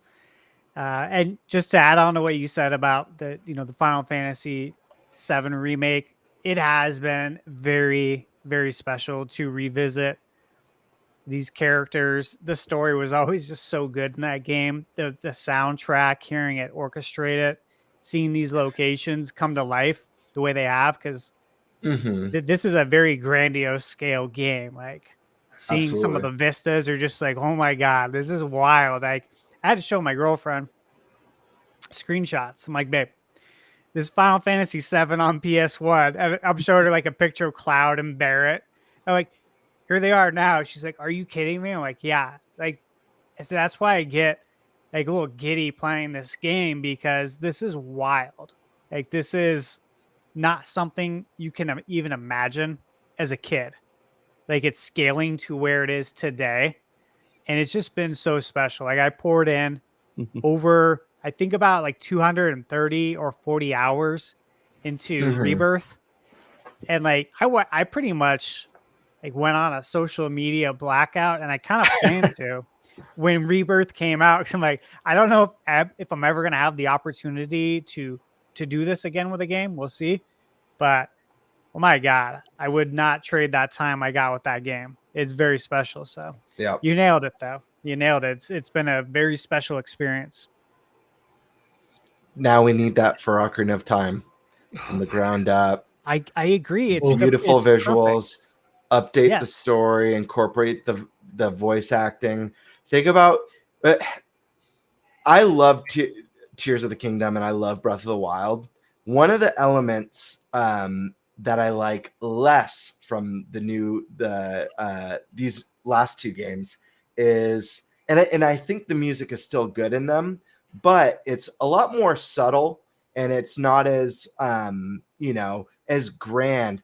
When I think of like how memorable every single tune in Ocarina of Time is, and how I can play any song from that game, I'm like, oh my gosh, this, oh my gosh, that. Like I'll know every tune because those songs are so iconic and so legendary. Thinking about that, fully rearranged, reorchestrated, and beautiful, and having these powerful moments in the game revisualized in a modern graphics engine with voice acting. Oh man, that game, I'll tell you right now, would capture those same feels, but because Ocarina of Time had a way more powerful impact on me, as much as I love Final Fantasy VII growing up, Ocarina of Time was such a big deal for me growing up. I know that game would be such a big tear jerker. Just certain moments when like the music crescendos and I'm like, oh my gosh, they're doing it right now. But yeah, that I want it Zelda's so the only bad. one that eclipses Final Fantasy VII as far as like those throwback nostalgic feels is Zelda. And Mhm. you're right about the soundtrack. I really agree with you. I don't think we've ever talked about this, but I do think the soundtrack is much better than what we got in Breath of the Wild and Tears of the Kingdom. And it's not to say that the soundtracks in those games are bad. They're not. They They're take a they're back just seat. not as good. Yeah. They take a back compared to like the traditional Zeldas where music was a really big part of it. I Yep. mean, obviously there was a theme to that. You get a musical instrument in multiple titles. So there was obviously a theme there. But great songs in the new games. It's just more subtle. It's more in the background. It's more of like the atmosphere and enjoying, the sounds of the nature and being out in the wild. But Yeah. Not That like Hyrule Field or the Great Sure. Sea in Wind Waker. Those were like epic tracks, man, that I could just Oh, listen absolutely. Wind Waker soundtrack is unbelievable. So good. Ocarina I of Time was my favorite game ever of all time, period. For a good 19 years, I give it 20 until Breath of the Wild. Because when Breath of the Wild came out in 17, I was at that tipping point of like, oh my gosh, this is truly, truly contending with it because it hit me in every area, which is tougher to do as you've lived longer and you are no Sure. longer in your youth and you're now, approaching middle age. And now I'm 41, but 7 years ago, being a 33, I guess technically this summer I turned 34, but 33-year-old playing, Breath of the Wild, it's okay. Now I'm married. Now I'm a dad. Now I've played games for 30 years. What new could this do? The graphics have always gotten better. Music has gotten to being of bigger sound files and orchestrated, and there's better writing because there's more Sure. space to write, and you could fill up text boxes more easily and stuff like that. But gosh, Ocarina of Time did so many firsts and so many memorable things and just nailed it. But finally, Breath of the Wild was like, dude, it captured that gliding off of the, Sure. plateau. Oh, the creativity with this, the navigation, it checked off so many boxes, so that finally, like, I kept playing that game for a year, and then actually after I beat it, I beat it like 3 weeks, I hammered through it, but for several more months playing it, next year still playing it regularly. And then in the last 7 years, I still hop in once every few months. I put on my Korok mask. I walk in this direction, and I'm like, I'm just going to have a journey. And you know what's crazy? Just a few weeks ago, I was playing it on my birthday, and I unlocked a new Korok, and I was like, I didn't know you could unlock them in this way, because I got 500, but there's so many ways, like the balloon pop way, riding on horseback, going over 3 different things way. There's so many different ways to get them. I was like, dude, I put in 400 hours in Breath of the Wild. I didn't know you could unlock it in that way. So that game mechanic, all that, in 2018, I decided it's finally time to pass the torch. It did enough for me, 15-year-old Paul was as a kid. And oh my gosh, it hit me in the gameplay and the physics and all this stuff. Ocarina still does some things a little better with bosses, I would say, and music, but Breath of the Wild reinvented so much of the game for this 33-year-old gamer that has seen it all. And no, I haven't. I just loved that. So anyways, small That's awesome. tangent, but Breath became my new I love favorite. that. Yeah, I mean, we all have our games that do it for us. Ocarina was the first. Zelda, my introduction to gaming, I was given a hand-me-down NES and the gold cartridge for The Legend of Zelda. Awesome. That was the first thing I ever played, and was a Zelda fan ever since. Even though as a young kid it was hard to wrap my head, I went from that to A Link to the Past, and I played everything since. I missed out on Zelda 2 until I think I was in middle school when I first got around to playing. I have all my consoles from growing up. I haven't tossed anything. So I have everything that I grew up with. But Ocarina really blew my mind. However, for me, the game that dethroned that for me, and still but even though I realize it's not a perfect game, it's still my favorite game to this day. And maybe again, it was just the time in my life when I played it, but for me, it was Wind Waker. And I know it's not a perfect game, but that game was just so special. I love the art style. The music's phenomenal. The very like nostalgic and kind of sad take that they did with Ganondorf, this more sympathetic villain that gave his character a little bit more complexity. But when you first get your sailcloth and you hop on the King Red Lions, I'm like, wait, the sky's the limit. I could just sail wherever. And obviously there are some limitations to that with some events that happen, with like the tornado and stuff that kind of throw you off course. But that feeling, that sense of discovery of like, it's just the open seas ahead of me. And that game doesn't get enough credit for that.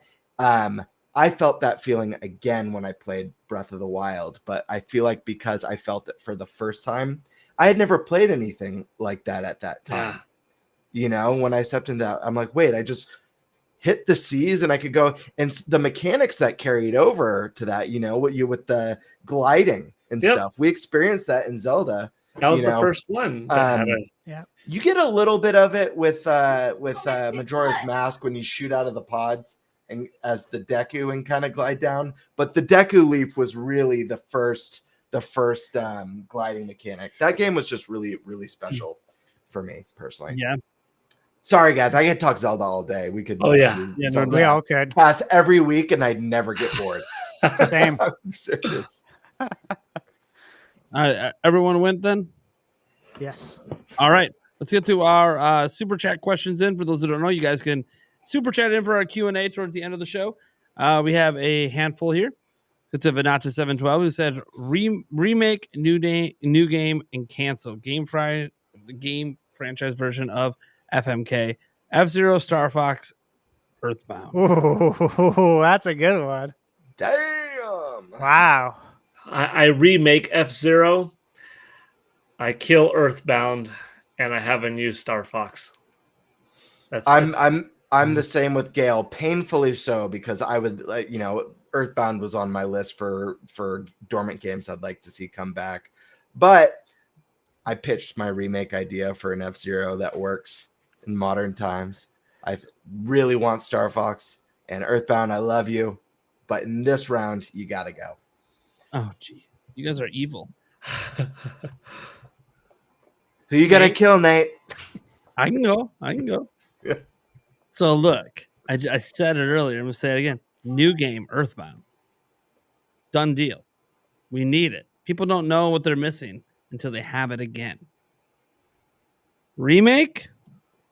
It's pretty simple. F-Zero. I don't need another Star Fox remake. F-Zero. So we're canceling and killing Star Fox. And that hurts my soul to say that.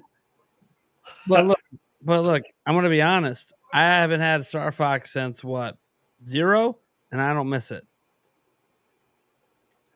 But you don't know of my version now? There. But the potential. My version. I'll take a Rogue Squadron instead. Dang. Yeah, I would too. Bring Factor 5 back. Oh, that was a great studio. So good. That was so good. I got to go with easily, no question, a new Earthbound, 100%. I got to go with a remake of F-Zero, and I too am canceling Star Fox. I love how we agree up here, and they just I'd rather have a new Pilot Wings, honestly, than a new Star Fox. So, sorry to people in the chat that feel pain. We're going to hurt someone's feelings. Someone's going to be like, how dare you not do that with F-Zero? Like, probably. Paul, we're the cream team. Down here, this is the cream team. Cream team. All right. You guys enjoy creaming each other. Dream team and cream team. You guys are the cream, you're the crust, right? I don't know. Let's go ahead. Boo Mini just his membership renewed today. Thank you so much, Boo Mini. You're awesome. Jorge FT says Andy Robinson pointed out that the next gen for Nintendo could be the last one for old guards like Miyamoto, Sakamoto, Takeda. How would you feel about Nintendo once they set off into the sunset? So the old guard at Nintendo. One name you left off was Aonuma, who is 61. Yeah. I saw this post actually on Twitter as well, and I reposted it, and I thought about it actually for a while.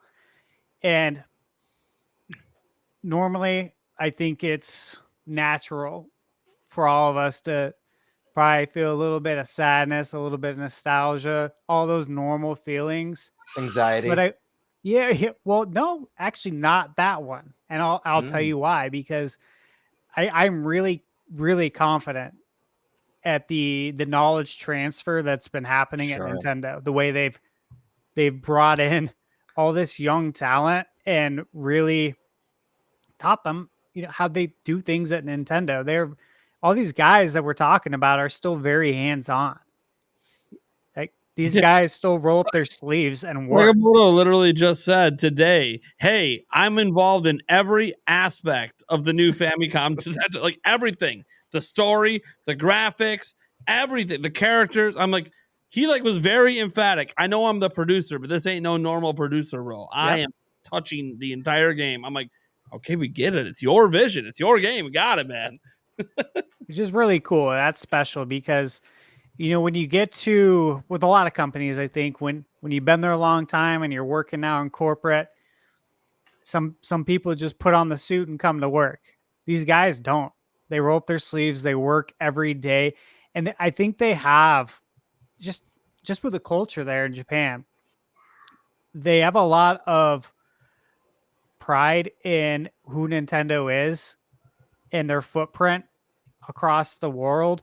And it's very important to them that when they leave this company, they leave it in a better place. I really, truly believe all these guys look at Nintendo that way. And so I don't have anxiety because of that reason, thankfully. In most cases, though, I would. If we're talking about something else, I probably would. But because we know them so well, Nintendo and how they operate, I do feel pretty good about this. Yeah, I mean, Miyamoto fielded a question at the investors meeting. What was it? The 84th annual shareholders meeting, where he was asked a very similar question. Like, one, if he's still making games, and then two, is he confident in the younger devs underneath him? And he basically gave a very confident answer. It's like, we've been training these people forever.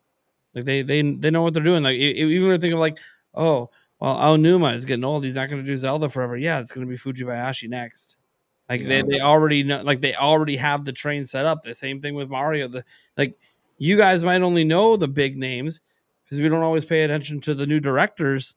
But a lot of those directors have been directing games for a decade now, and they've learned the ropes, and they'll be taking over as the new producers and bringing in new directors. And the thing about the current directors taking over as the producers is they're there to guide the new director and teach them so they don't mess up what they're doing. And mistakes will always be made. There'll always be a dud here and there.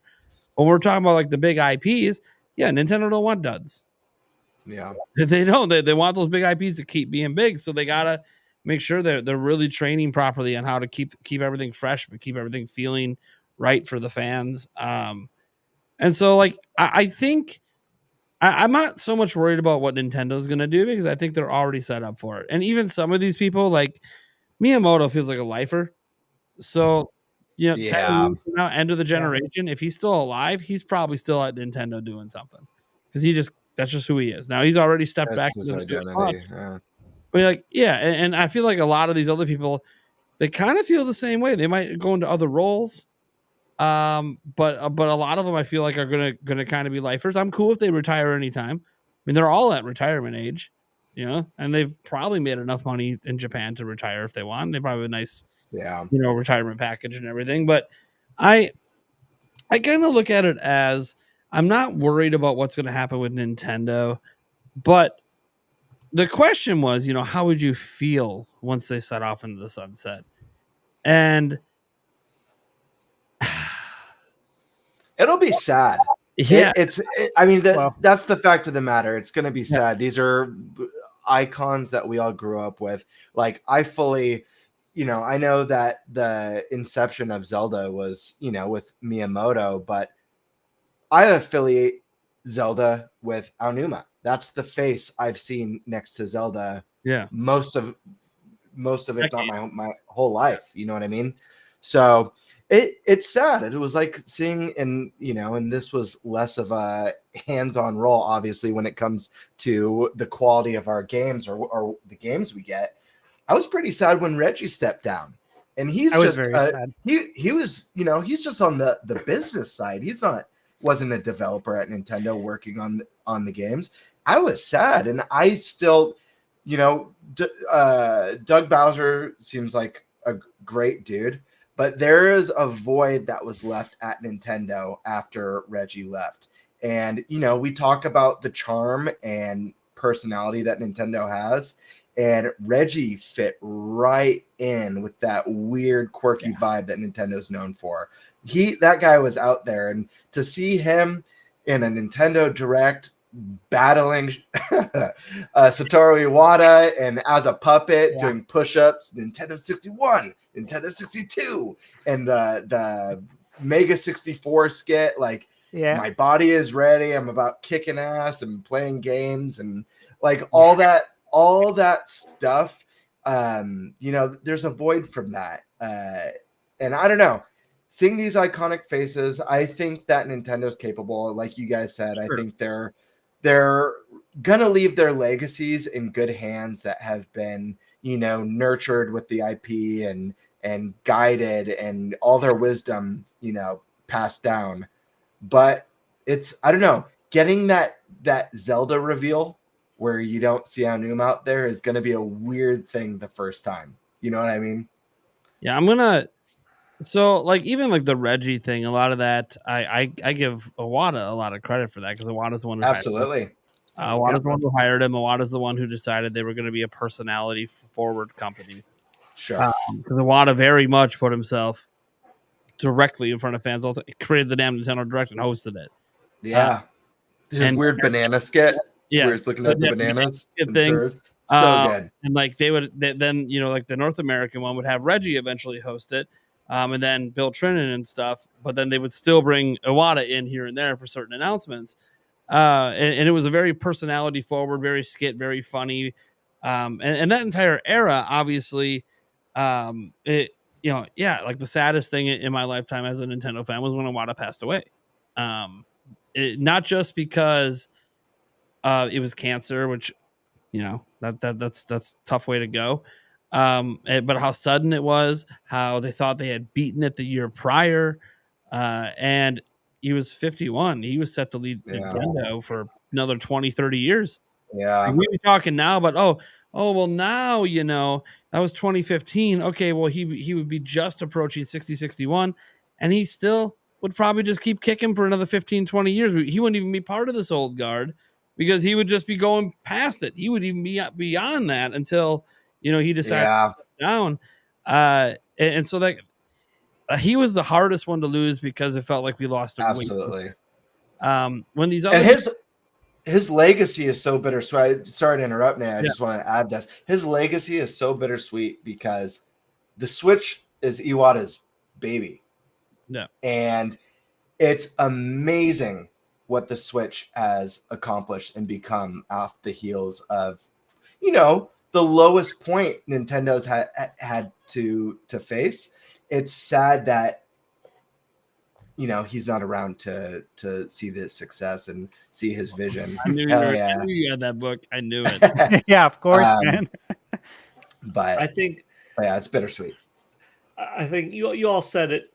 I'll agree, and then I'll add one comparison. Kind of, it will be on the personal sad side to see our beloved heroes no longer up front and center, but they've done such a good job for the last 4 decades passing on, that it's not like a director no longer a part of a movie franchise and you're like, oh dude, this doesn't feel like any of the magic that was from the original director's intention. No, these people have been around forever, rubbing off, telling the new generation how to go.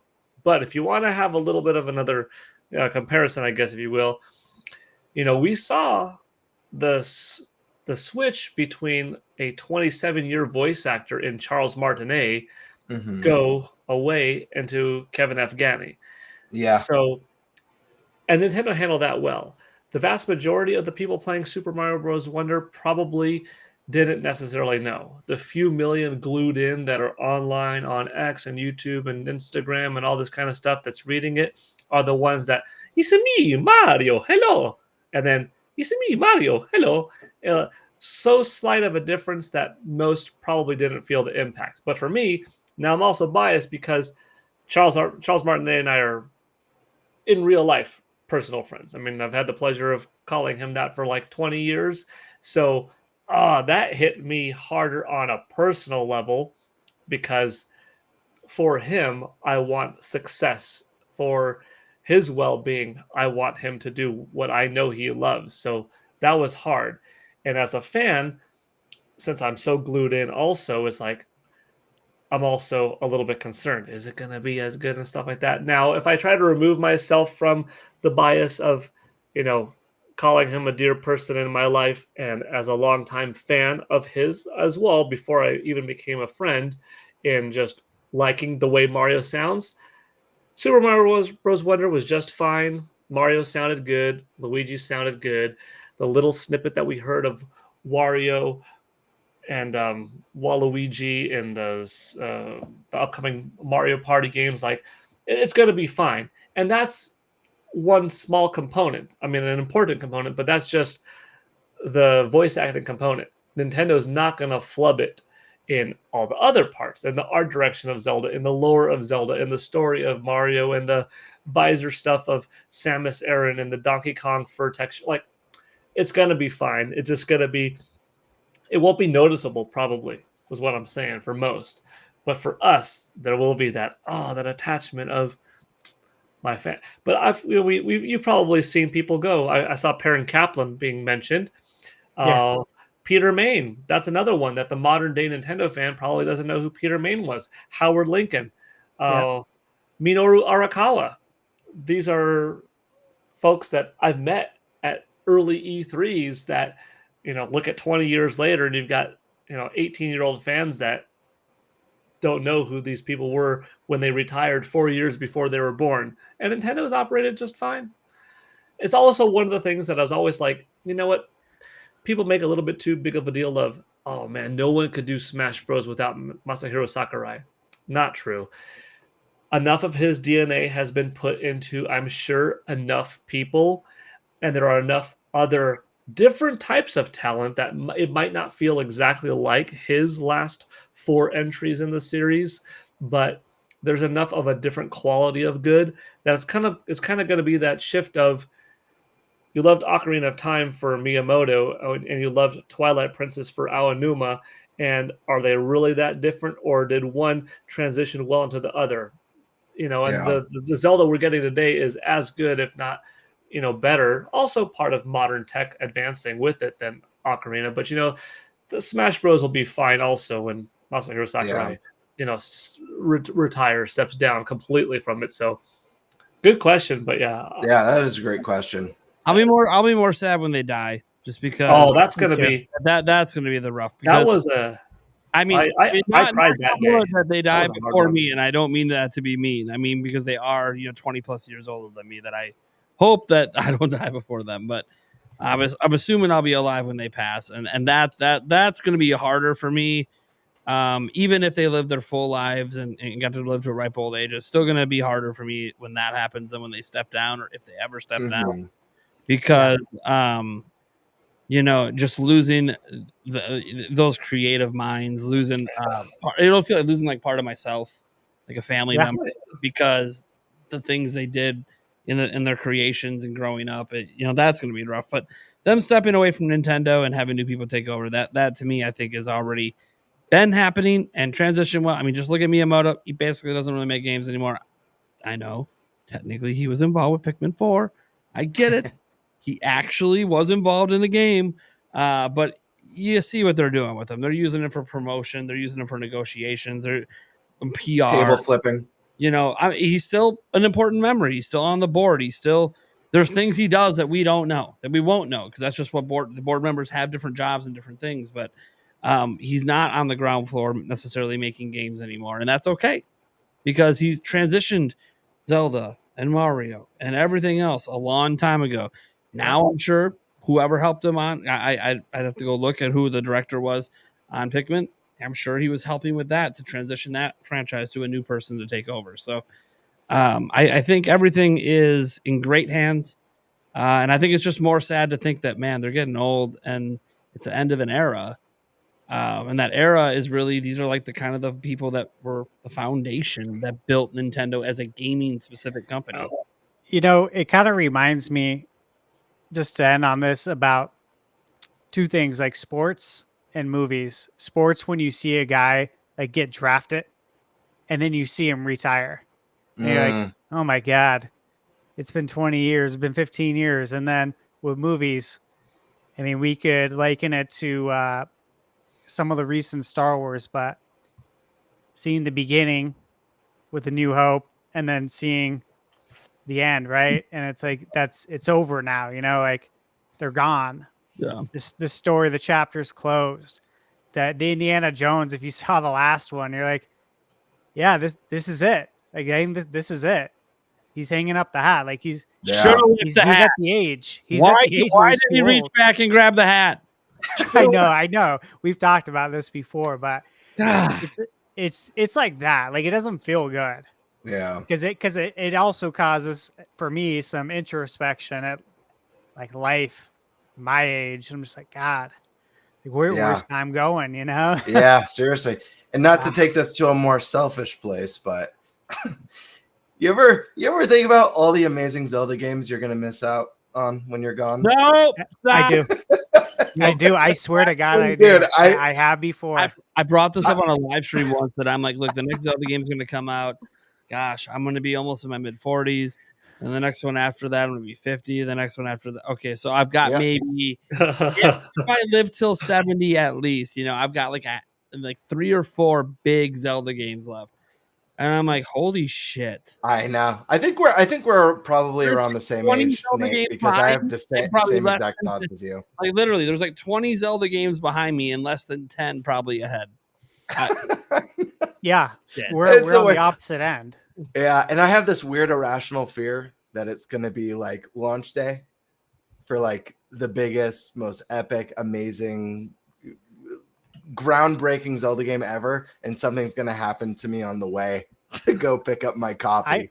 Obviously, we'll be all digital, hopefully, or not hopefully, but look, hopefully I'll still be around. Stream with some heart attack when I'm 85 over a new Zelda game announcement. I'm good if that's the way. That's the way to do it. I agree, but I hate having these thoughts. Like, I hate it when these thoughts pop up. I know, it's so intrusive. Sick feeling. You gotta live well enough and be healthy enough to make it to 100, so that you've got like another 6 decades of Zelda and Mario and stuff. Yeah, I actually need some health advice, Paul. Croak. That's all my family health says. But we'll see. Are you living for your family? Or are you living for yourself to play more Zelda and Mario? I'm just saying, that is like what history says about my family. I got till about 80. But we'll see. I would love to add another 20 years on and still feel great at 80. Hence the workouts and everything. But we'll see. We'll see what happens. Hopefully I could still hold a Joy-Con at that age. Well, might have to bust out the Wii. That's what I do. To duct tape it to the hand, and as long as you can do this, you can still play. Getting to the next super chat here. We got from Boom Any. He says, do you get overwhelmed by the number of games on your backlog and then don't know which ones to start with, especially if they're all long games? Yes. Every year, and it gets worse every year because I feel like great games are coming out at a quicker rate than ever. I feel worse every year, worse than the last. And I'm always thinking about all the fantastic games that I may never get around to and that I know I'm never going to get around to that I really wanted to play. Stuff I'm super hyped for, and then unfortunately something else that I'm even more hyped for comes out, and I'm like, well, I have to play this. So my list grows by the month, and it's a bummer. And sometimes I get video game ADD where I'm just like, I want to play a little bit of this, I want to play a little bit of this, just so I can experience everything, and I never get to finish them because there's always something new. So yeah, it drives me crazy. It's probably my biggest dumb gaming complaint is that there's too many good games. Yeah, I'm with you on that too. This is the way I feel for anyone out there that's got like these massive growing backlogs. Couple of things. One, buy less games. Like, let's just be realistic. When we talk about like getting overwhelmed, I don't feel overwhelmed.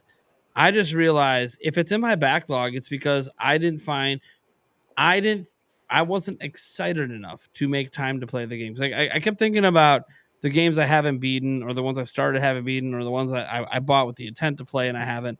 And what I've kind of done over the years is I stopped buying games that I'm not going to play right away.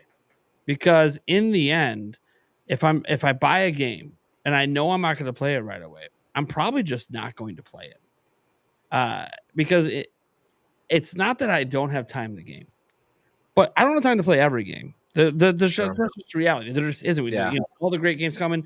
There isn't time to play every game. There just isn't. I mean, the amount of games that release in 1 year, if we just put That's insane, man. Like 30,000 games released in 1 year, and they're all 100+ hour now. Yeah, and they're really long. Not all of them, but a lot of them are. Yeah. So I've been trying to give people this advice, like, hey, just buy less games. And I know that feels weird, but it's not about finances. It's about getting rid of that guilt. If you feel guilty or overwhelmed, it's because you're buying stuff that you just don't have time to play. And so like I was looking at my Switch the other day, and I realized that I don't have this massive library of games on here. And outside of I don't count the games that were sent by sponsors for videos, because that's a job related thing. But I look on here at any of the games that I bought that I just had no intent to ever really spend a lot of time with. And one of those games, and I'm staring at it right now, is Paper Mario: The Thousand Year Door. Now, I actually did have a whole plan to play it on my vacation that fell through, but I didn't pick it up at launch. And the only reason I was going to play it on vacation is because I felt guilty, because my daughter bought it for me. It's the first present she's ever gotten from me in my entire life. She's my stepdaughter, so it was a big deal to me, and she kept asking me about it. So I was like, well, I got to play it. So I felt like this obligation to play it. But I didn't buy it at launch because I knew I wasn't going to make the time to play it, because I had already previously beaten the game and it wasn't a new experience for me. And I don't replay games because of that. There's so many games coming. I'd rather experience something I haven't experienced before than revisit something from my past. Now, some people hate modern games and would rather revisit the past, and that's fine. I also think maybe you're just playing the wrong games. There's so many games. You're just playing the wrong ones. You got to find the right one. Maybe the ones that used to be for you aren't for you today, but it's something else. But I'll harken it back to last year. Tears of the Kingdom came out. Knew I was going to play it. Bought it day one. Beat it. There were other games that I didn't buy because I knew I wasn't going to play and beat it. So I just think that I don't feel stressed. I don't feel overwhelmed. I used to. About 5 years ago, I was buying every new game that came out. I don't own a bunch of games on PlayStation 5. I don't own a bunch on Xbox, but I play here and there. Now, Xbox is a little different because of Game Pass. I'm able to taste a lot of games without feeling that guilt, because I tasted it. I'm good. I'll find out if it's for me or not. So I think in the end, just buy less games. Don't and I'm not trying to be mean. A lot of you people in the chat have backlogs 100 games deep. And let's just be honest with yourself. You're never going to play them. You're never going to play them. If your backlog keeps growing every year, it's because you're not going to play them. And I think that's a hard thing to accept, that you aren't a kid anymore with unlimited free time. Because, yeah, there's more good games coming out than ever. But then I think back to my childhood, and shit, dude, I was playing 100 hour plus, 100, 150 hours a week on games. Can't do that anymore. I got responsibilities. I got a job. I got life. You know, my summers aren't nothing but free time sitting in front of a TV. So I just to answer this, I don't feel it anymore because I fixed the problem. I just buy a lot less games. I used to feel like because of my job, I had to buy every new Nintendo game that comes out. No, I don't. If I'm not going to play it, don't buy it. That doesn't mean I don't support the game existing. It just means I recognize it's not just a waste of money for me. It's a waste of guilt. And right now, I feel real guilty about that $1,000 door right now. And if my daughter brings it up one more goddamn time, I'm going to just sit down and play it right in front of her. Because I'm waiting for her to ask me again because it's going to come up. I'm going to be like, oh, shit, let's sit down and play it right now. You guys want to know what I do for my backlog? So I have an Excel sheet and I have all my games, right? All my games that I need to play. Then I go to howlongtobeat.com and I type in all the games and I got a column for how long to beat it and then how long to not 100% it, but complete it plus side quest. Because if I get into a game, like I've told you guys, and I really love it, I'm on 100% it, but it doesn't happen very often. So I don't have that on my Excel. So I got a few other columns, right? And then I just throw a filter on it so I can sort it. And, the question was, what do you do, especially if they're all long games? I make sure they're not all long games. And I make sure to sandwich them a lot. Like long game. And then I'm going to throw in a handful of short games, then a long game. So I kind of got a routine down that helps me to get through more games. But, it doesn't do everything. You still got to play the games and you still got to beat them and you still think about them when you're not playing them and you still think, man, I don't know if I'm going to get to all these. So it's real, but there are ways to be a little organized and strategic about it. But, Nate's right too. Just don't buy as many games. It's hard. It is hard. I know it is. Like, I want that. Oh, I want that. And it's like, yes, do it in the moment, but like, I know I'm just not going to. But the new TMNT coming out, I want it. And you know what? I'm probably going to wait and see how long it is, and that might be one of those short games I slip in. Well, I'm going to be reviewing it. I downloaded it today, so there's another new how one. it is. I don't care about 100%ing, so just to beat it. Same. If it's like 12 hours or less, I might actually pick it up then. So I can squeeze that in. I'm playing a long game. I dove back into Hogwarts Legacy. Because I really love Harry Potter, so I'm like, I gotta find a way to at least finish the main quest. So what I like to do though when I'm playing a really long game is sometimes I need breaks from such heavy games, and that's where I can squeeze in these smaller games in between. So guys, I hate to cut it short, but I do have to run. It is getting late. I gotta do dinner, say hi to the wife. All that stuff. Have a life. Have a life. I gotta get to my backlog. Actually, that's the real truth. Right. Yeah. Right. This conversation's gonna. That was. But all right, man. Anyways, you have a good night. You guys can check out Game Board Classic. He's linked down in the description. It's okay. Yeah, check me out, guys. We started late. It is what it is. No worries. All right, man. I will talk to you guys later. Thanks so much for having me on. Yeah. Check out my channel, guys. Game Board Classic. I got a fun video planned. It's coming soon. It's a little bit more sketch oriented, like my last sketch. If you haven't watched, check it out. It's super fun, super weird. It's the official Nintendo Switch 2 reveal. It's kind of a parody. Check it out. All right, guys. Thank you so much. Thanks, man. Have a good night. That's a good exit. Just laughing. Okay. I just did that for 10 minutes. Yeah. Loop it. I'll say hit the end button. All right, later. All right, so we have a few left here. Boo Mini just said he gifted a membership. I don't know who it went to, but thank you so much for the gift, and I'm sure whoever got it appreciates it. So thank you for that, Boo Mini. We got Taker610 who said Switch 2 will be a third-party juggernaut. Oh, jeez. I agree. Of course it will be. 100.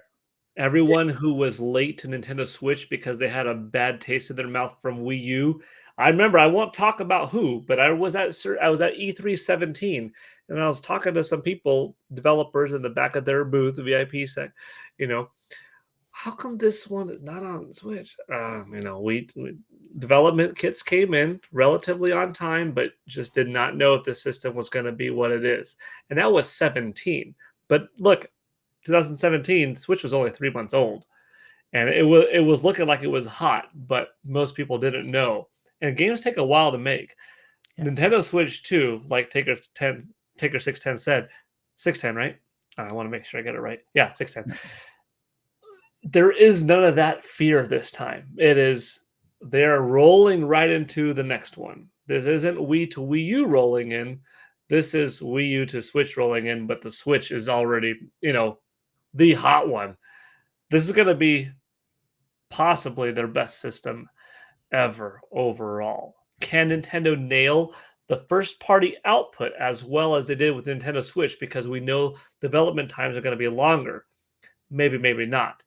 But with the indie support and with greater third-party support, it overall might be an even stronger system than Nintendo Switch. But Nintendo is a whole new development building. We'll have to see. A new building next door. Yeah. I agree. But it's going to be a third-party juggernaut. I agree. Paul, you said E3 2017, right? Yeah. So I was at that one. That's the only one I got to go to. I got to ask you. I just got to ask you. Did you go to the party that Devolver Digital was having across the street? Because I just think it would be hilarious if I saw you there. It was right across from the LA Convention Center. The Devolver Digital story. I love this. I don't think so. No. Okay. There was a lot of people from the industry, so I was like, maybe I saw you there when I was working in mortgage. It would have been so random if I did. Did you get working for the ESRB? Yeah, I told everyone that's how we got in, that we were working with the ESRB, and that they sent us because we're the only young single guys who don't have kids, so they always send us. That was how we got in, because you had to have a special badge to get in. We didn't have it, of course. So it was fun, very fun. That's cool. Yeah. Last one, Taker 610 said Metroid Prime 4 over or under 5 million units on Switch 2. That's a good question. If it's on Nintendo Switch and Nintendo Switch 2 and has a co-op mode that is attractive, it easily passes 5 million. If it doesn't do enough different, then who's to say it sells a whole lot better than 3 million, because it's just a prettier version of Metroid Dread. It's a prettier version of Metroid Prime 3. It's a prettier version of existing Metroid games with Metroid formula that only a few million people like, despite the 9s and 10s and being one of the most critically acclaimed franchises without ever having a bad entry. Even Metroid Other M is pretty fun, just not of the high tier. It only sells in this sub 3 million range, and finally 3.15 million with, Dread. So they would have to do something different. And capitalizing on that 155 million install base while being this gorgeous looking new one for Nintendo Switch 2 could be enough to make it this is this 5 million, 7 million seller. Or it could run into, despite the install base being so big, it still only is a game that 4 million people are interested in. And well, why does Halo sell 15? Because it's guns and shooting and M-rated and a story and voice acting and online and a lot more. Well, why does Doom sell 6 million?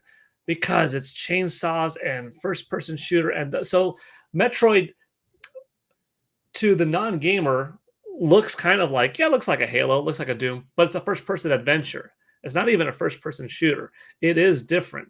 So what is Retro Studios doing differently to bring in a bigger audience besides the game? I guarantee is going to get 9.7s. It's going to get 10s. Yeah. It's going to be streamed a lot. Nate's going to talk about it. You're going to talk about it. We're all going to talk about it on channels. And oh my gosh, this is the best Metroid game ever. And the few million people online that are watching us, watching you all, they're going to buy it. But I think if you could have an online Splatoon-like versus mode, that is continuous, a Destiny kind of thing that is different and make it good and take advantage of Nintendo Switch and Nintendo Switch 2 people playing together, that might be the needed thing. I hate to say it needs multiplayer because I will buy the heck out of Metroid Prime 4 beyond day one. My reaction was through the roof with excitement. I love it, but I'm me. I want this game to sell 10 million. And this game can be the Breath of the Wild moment for Zelda that it is for Metroid. And I'm not saying it's going to sell 27 million, but like, look at, Zelda tripled Ocarina of Time, Twilight Princess sales. If we triple Metroid Dread sales, that's 9. I'd be happy if this thing does in that 7 to 10 range. But I feel like it can't just be excellent, because there's reasons why Metroid Dread is excellent and hasn't sold 10. It's excellent and sold 3. There's a reason why Astral Chain is excellent and only sold 1.5 and not 10. Kirby did what was needed in Kirby and the Forgotten Land to bring in Kirby. Never did 5 million again since the original. Look at Metroid. Didn't do those 2 million numbers until Prime, and Prime didn't until Dread. So it's got to have something beyond being amazing, because it already is going to be. So that's why I'm like, I think a strong multiplayer component with online might be enough, or something different like, and who knows how ambitious Retro is going to be. I have a feeling quite ambitious, since the game's been in development for 5+ years by the time it comes out. But maybe, could call it popular, or could call it unpopular or wishful thinking. But if you could switch between first person and third person perspective in Samus Aran, that changes a lot to the gameplay. But for a lot of people, maybe what's holding them back is you've got a lot of people that like that third person behind the back, Resident Evil 4, Nathan Drake, Uncharted, The Last of Us, God of War camera perspective, that if this isn't a first-person shooter that's like my Call of Duty fix, I want it to be a behind-the-back, see my cool character kind of fix. Mm-hmm. So if Retro could do that, that's enough of a talking point. That's enough of a different first-person perspective, do what we like, third person, to bring in more people, because what do they have to do? So I know that was a long answer to that question, but I think it will do 5 if it launches on both and has multiplayer or some other different unexpected thing to make more people want it. I'm a little worried that it might be only 5 if it doesn't have that, or only launches on 1. But I definitely think this is a cross-gen game / potentially dual launch, launch game. If now I'm diving into other territory, I don't want to keep it snappy because I'll go too long. But if there are 2 versions of the game, because it's cross-gen, so a version on Switch and a version on Switch 2, I do think that it could end up selling a little over 5 million combined. Mm-hmm. I know that a lot of people are like, well, no. Backwards compatibility, you just have a patch or something. I get it. I get it, but that actually will make it sell less, not more. So for the total sales, it would actually be better for there to be 2 separate versions. And one be 60 and 170, 4K. And you know why? Yeah. You guys know why it sells more? Because there will be some hardcore Metroid fans that will double dip the hell out of it. Yep. That being said, Paul, I've been on record the whole time we talk about Metroid Prime 4 all this time that the reason every time a Metroid Prime 4 topic comes up, it devolves into talking about multiplayer is because a lot of people feel like that's the key to make it bigger. A lot of hardcore Metroid fans don't want the single player to necessarily drastically become something different in kind of the way that Breath of the Wild did with Zelda, because it's already literally 9.5s and higher almost every entry but Other M. So we're very happy, as are the critics, with what it is. Problem is that has a very limited reach in who that appeals to. Mm-hmm. So what's a way you can keep that, but then still be able to reach a bigger audience? Well, if keeping that feels more like a campaign mode to a larger game that is big on multiplayer. Like Halo isn't where it is today because of its campaign mode. People love the campaign mode, but that's not why it's as big as it is. If that's all it had, it would be a much smaller franchise. The multiplayer is why the game got so big. And they by the way, multiplayer isn't even new for Metroid. They've tried it many other ways. They had technically had a mode in Prime 2 that just needed to be more fleshed out. They had hunters.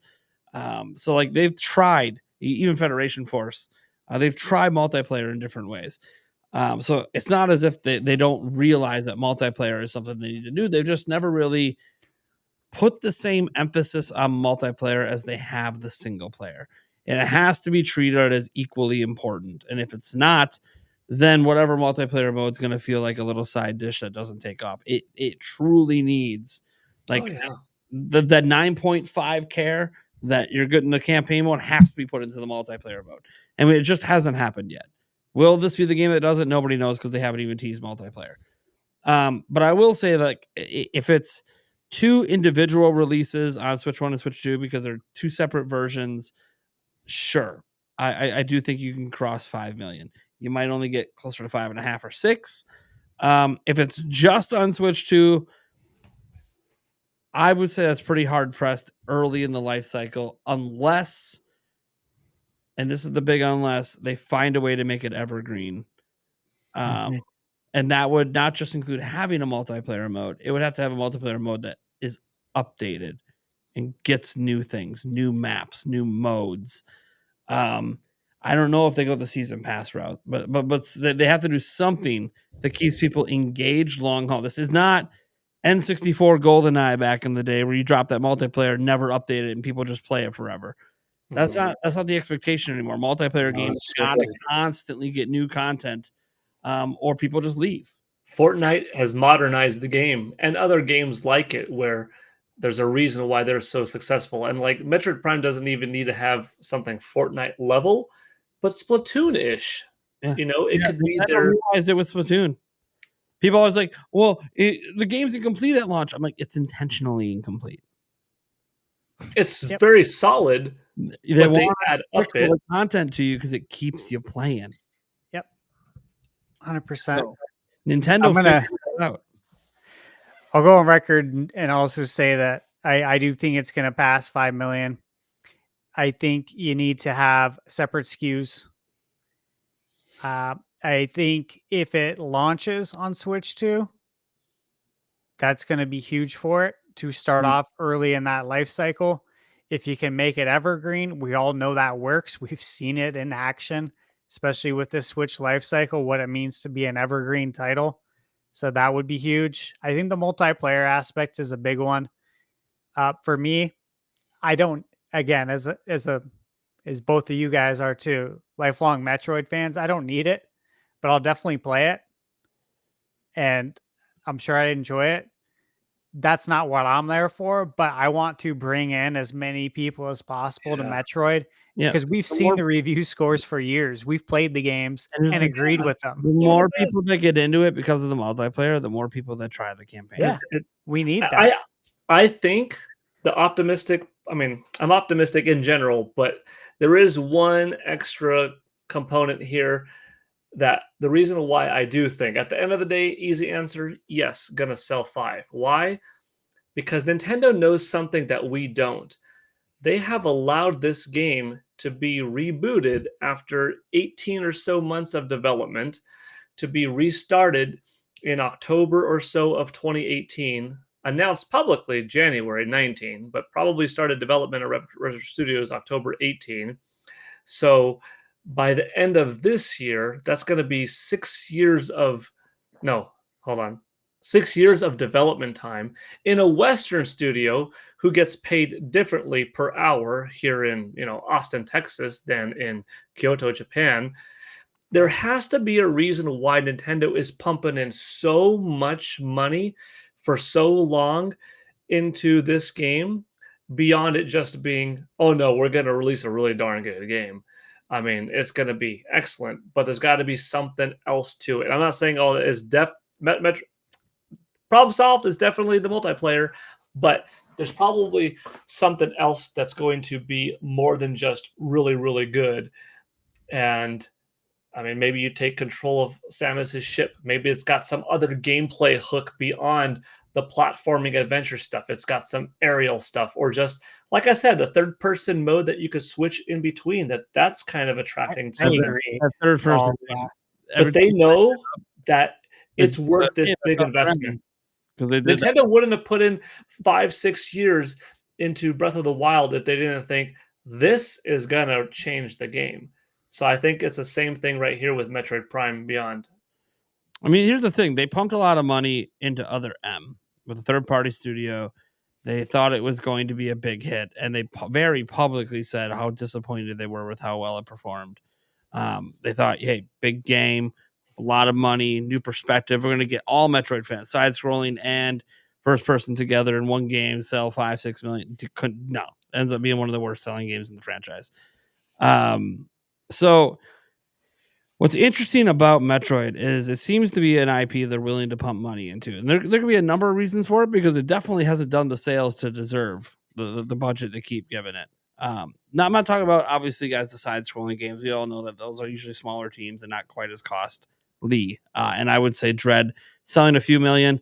Yeah, it's proven that at least in one way they should probably keep Metroid going, and that's the side-scrollers, because it's doing Kirby. Give it the Kirby budget. They'll be fine. You'll be able to get out, maybe not as often as Kirby, so it might be a little bit higher than a Kirby budget, because it'll seem to be every year something Kirby's coming out. But I can see the side scrolling continuing. But Nintendo desperately seems to want the big 3D first person Metroid games to really, really take off. And it's fascinating too, because like you look at the logo, and the biggest word in the logo is Beyond. They want people to focus on Beyond. Kind of let go of the Prime 4 aspect. We want you to focus on Beyond. And what does that mean? And what is this thing that you're not showing us? Because the initial showing of the game was always going to be, we got to please the hardcore fans. We announced this thing in 2017. The first time we show it, we got to make the faithful happy. But the game's a ways out. It's 2025.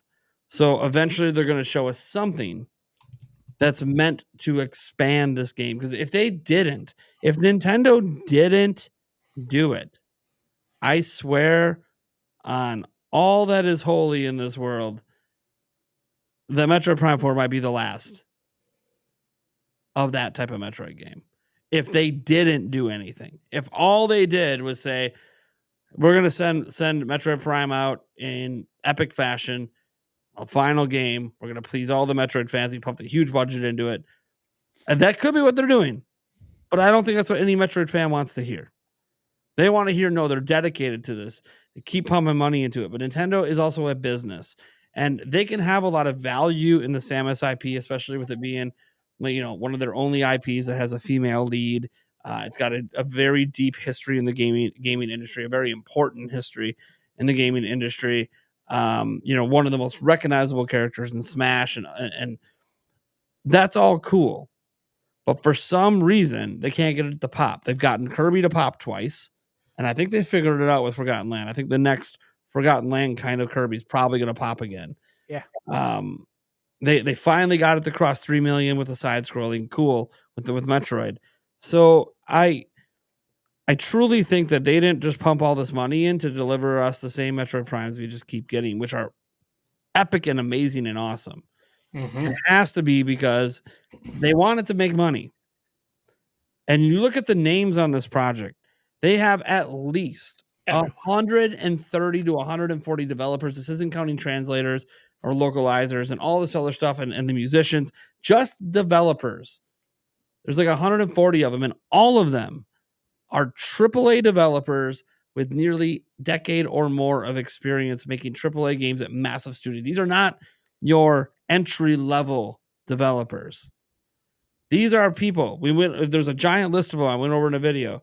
These are people that make the big bucks. These are they can pick their jobs. They can work anywhere they want.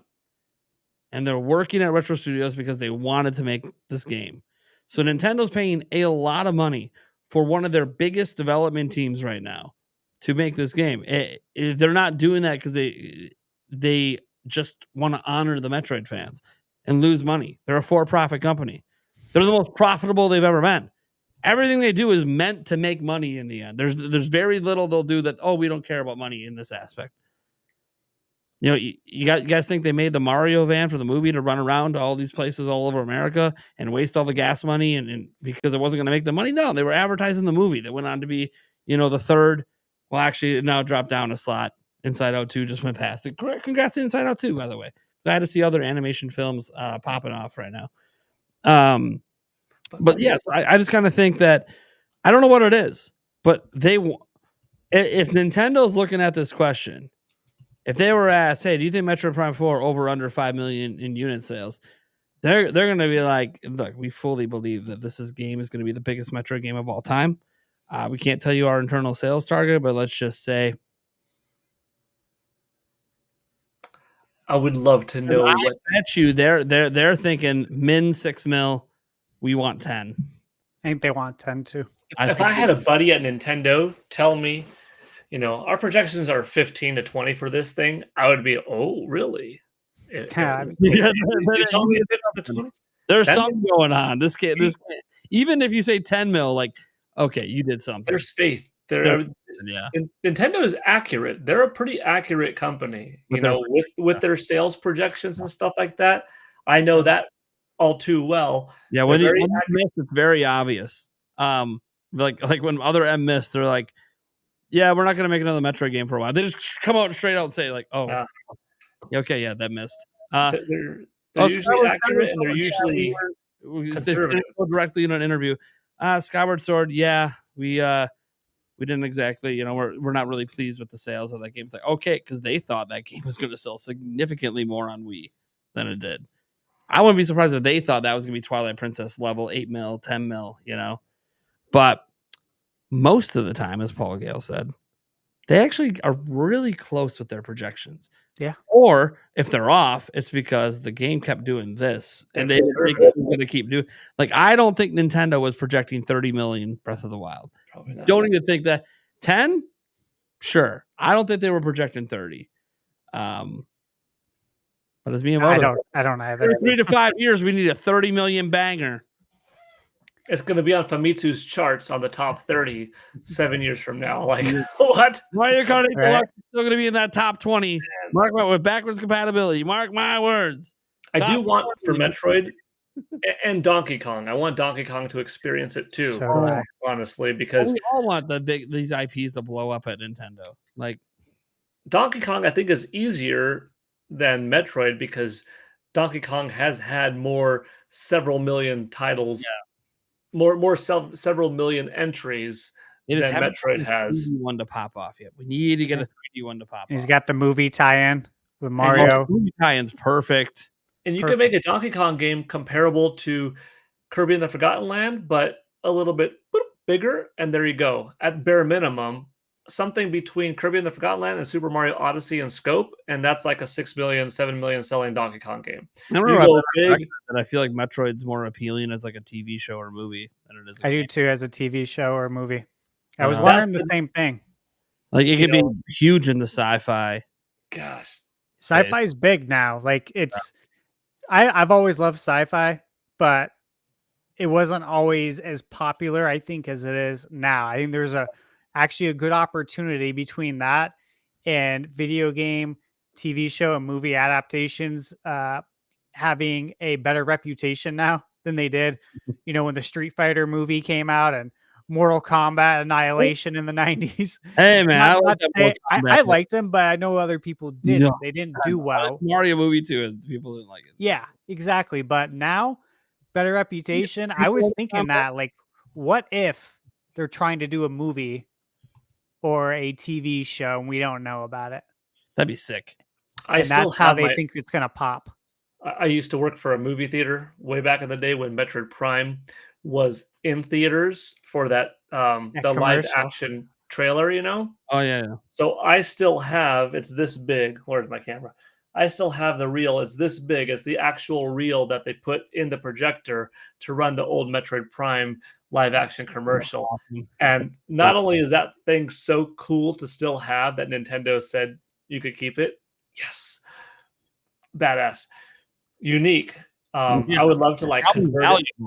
It's Probably, I would like to. I would love to run it through some kind of 4K converter one of these days to upload that bad boy or bad girl. She's a Samus online. But the whole thing is like what other stats was saying, a live action project of some sort of Metroid would be really, really cool. I don't want to get greedy, but you know what? Heck with it, dude. Hype irresponsibly. I'm greedy. I want a live action Metroid because so bad. That whole thing fits so well for a different reason than the Star Fox one, but similar. A space age kind of thing, badass heroine, cool looking armor with blasters and junk and Ridley and iconic music, and dude, Metroid fits so well. Maybe that's the plan. They have that coming at the same time as the game. Yeah, and if it really takes off, they have plans potentially, if this sells and takes off and the show takes off, to add it to Universal in like 10 years. Yeah, don't even get me started on never know a Metroid universe at Universal. Spaceship ride, dude.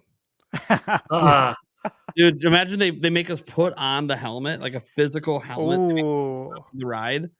Well, so they already do that with some rides. Well, yeah, like they have like the stuff for the Mario Kart ride, right? Like, it would be perfect. But this would literally look like Samus's helmet as you put it on. Yeah, that would just be so sick. That would be perfect. Perfect. It'd be so cool. Oh man, the future is good. See, this is why you got to live to like another 60 years. I'll even take a Metroid themed laser tag. I'd be all up in that. I would take that. Where instead of a normal blaster, we have to put full arm cannons on. That'd be cool. Hit the wall, grab a charge up beam. Yeah, make a noise, and you're like, oh no, they can hear that. Make your way through over here and find the ice beam, and then be able to like, man, dude, this is so freaking cool. It'd be sick, or if if you're on the other side, right, you might have different abilities as on the other side with yeah. Oh man, it'd be fun. Or like the other side's the whole point of like the bad guys is they're trying to defeat you by activating Ridley. And all of these live action things we're talking about could make for some unique multiplayer modes. Yes, right. It would be sick. Oh no, he's grabbing something. Every time he walks away, there's something. I was expecting a blaster to come back with you. I turned the light on outside. I literally thought he was about to come back on camera with an arm cannon on. I was like, Jesus. That's what I was expecting. Lady's getting home soon. Got to turn the light on for. Yeah, I see. That's all right. Well, that's actually the end. We have no other. Never mind. I say that, and one more comes in. Figure 610. Has Breath of the Wild outsold Tears of the Kingdom in any quarter since its launch? It's a very good question. I actually don't know because they only report. The sales. Wow. Only report million sellers. I don't think Breath of the Wild has outsold it. Definitely didn't in the first one or the second one, and it's only been out for 2 more that we have the results for. Third being the one that just ended June 30th, and I don't think in those last 2 it has, but. It's closer than people thought. I mean, if you go back to a couple weeks before Nintendo posted it, I said, hey, Tears of the Kingdom's only got like a good 450,000 for that last quarter. And it was, 450,000-ish. And like, I don't think it's a failure at all, but I did not think it was going to do Breath of the Wild numbers. The fact that it did 20 million, 22 million, it's terrific.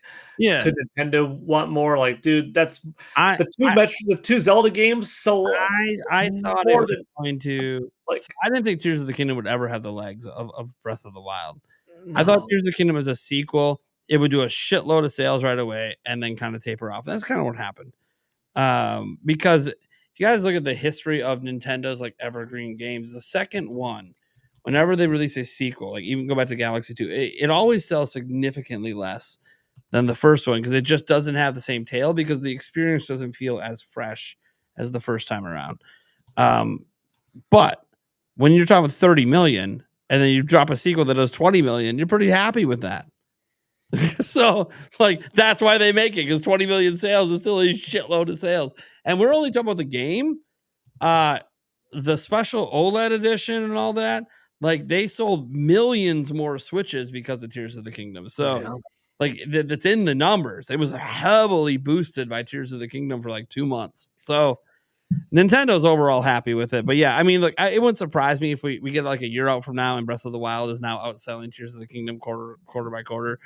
Wouldn't really be shocking because it's the fresh experience. It's the one that's going to keep selling. You can even liken it to the fact, hey, people say, oh, we didn't get a Mario Kart. And it's like, yeah, we did. It was Home Circuit. But what's the one that's still in the sales charts every year? It's 8 Deluxe. Yep. But Home Circuit did well out the gate. Then it tapered off. Not obviously 20 million well. We'd probably have a Home Circuit 2 by now if that was the case. Or more carts. They would at least given us more carts. I bought it for one of my friend's kids. It's fun. But I wanted to play it. It is so fun. It's just, man, it's like, I love it, but it also doesn't fit with the times. And then we had COVID, which was like the worst time to have that because people can't even get together to play. Yeah, it's all right. I kind of want to get one before they're really hard to get on eBay one day. Sure. Just so I have one. Absolutely. All right. Well, that's going to do it for the Nintenbyte Podcast, episode 12. This was a beefy one, but hey, half the crew made it to the end, and that's all right. We'll be back next week. We have, let me see, I think Super Metal Day 64, Nintendo Land, and Andres Restart should be back. I know some questions in the chat. Where's he been? He wasn't on last week because he was supposedly packing for his trip this week. He's on the trip this week. And then the week before he was on. So, but I know he's missed like 4 of the last 6 episodes. He's got a life, man. He's got a life. He's got things going on. But he's going to be on as much as he can. He should be back on next week. And then on the 31st for that episode, we got Nick with No K coming on.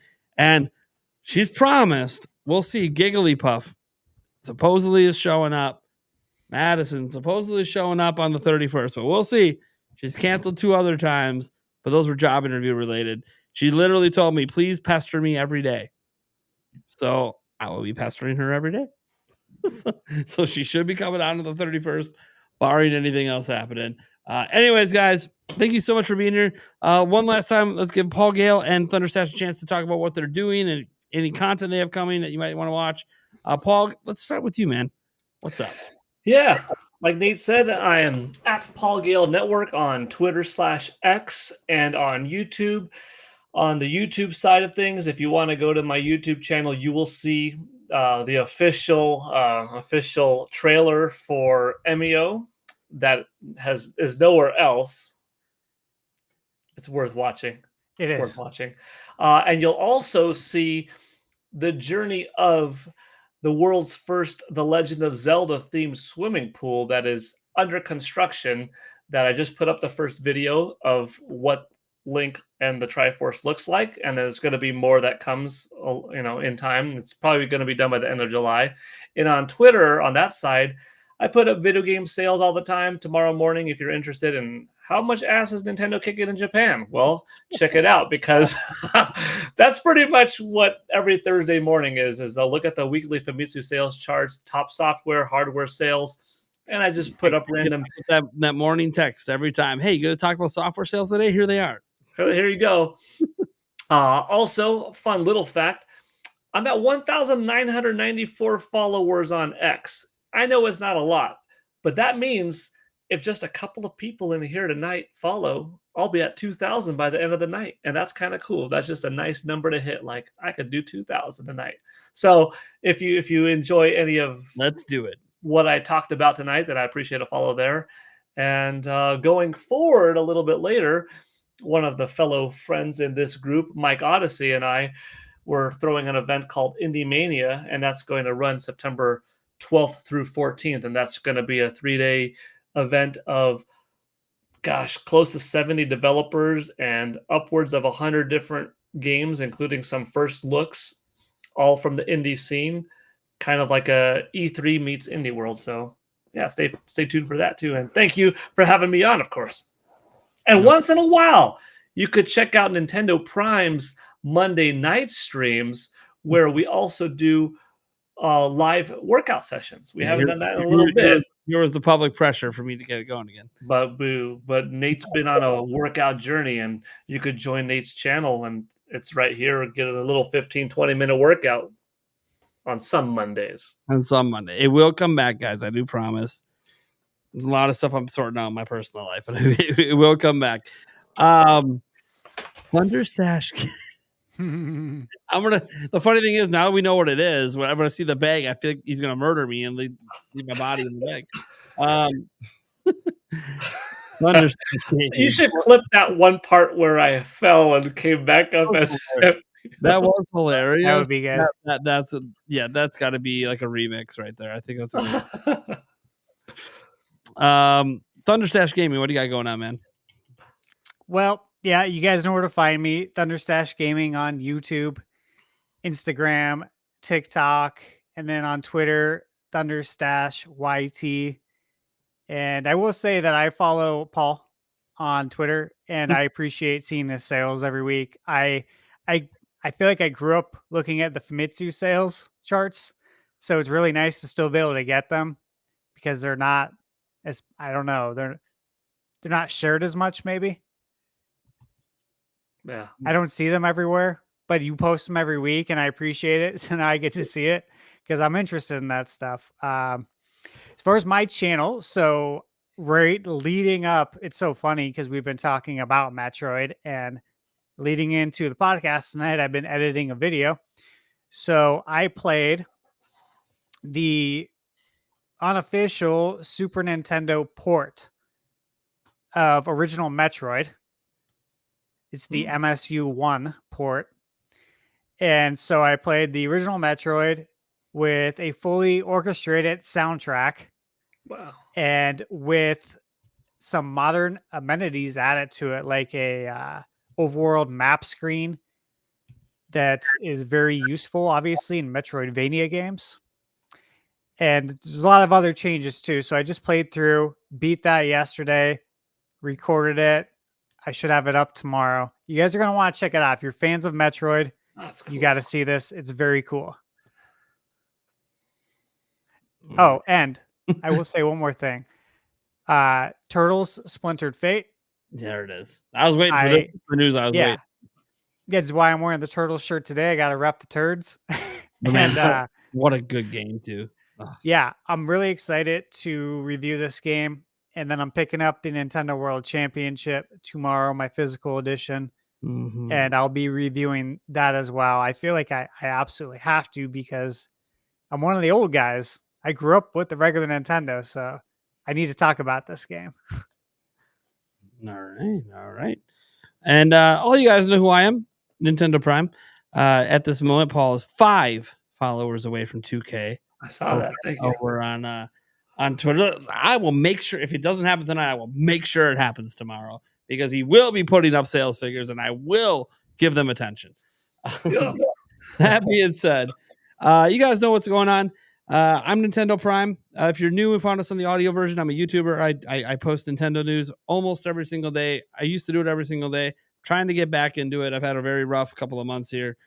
Stuff I don't really want to feel like getting into. One I can talk about, I was on vacation for 10 days somewhere in there. So you would figure with vacation, things would get better, but it doesn't always go that way.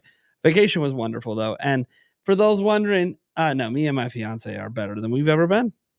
The love is strong. It's got nothing to do with that. So people that sometimes worry, it's not nothing to do with that. We are great, actually. Like that vacation did wonders. It was awesome. But yeah, we look, as for content coming up, we got the podcast every single week. That's like the biggest, most important thing I feel like I do on my channel. It's not my biggest piece of content. We had a video like a week ago pop off for like 70,000 views. Haven't had that happen in a while. That was really cool. And I want to make more videos like that. That video was definitely news tangential. Like it's news, but it's more like researched news that kind of looks ahead at what Nintendo's doing. In this case, it was Zelda.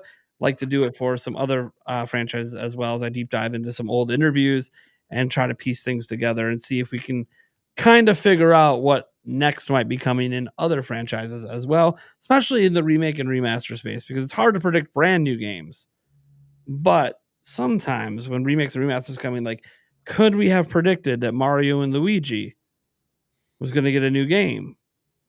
Or would we have predicted a remaster instead? See, I don't know. I got to go check interviews. See, that's what I'm saying.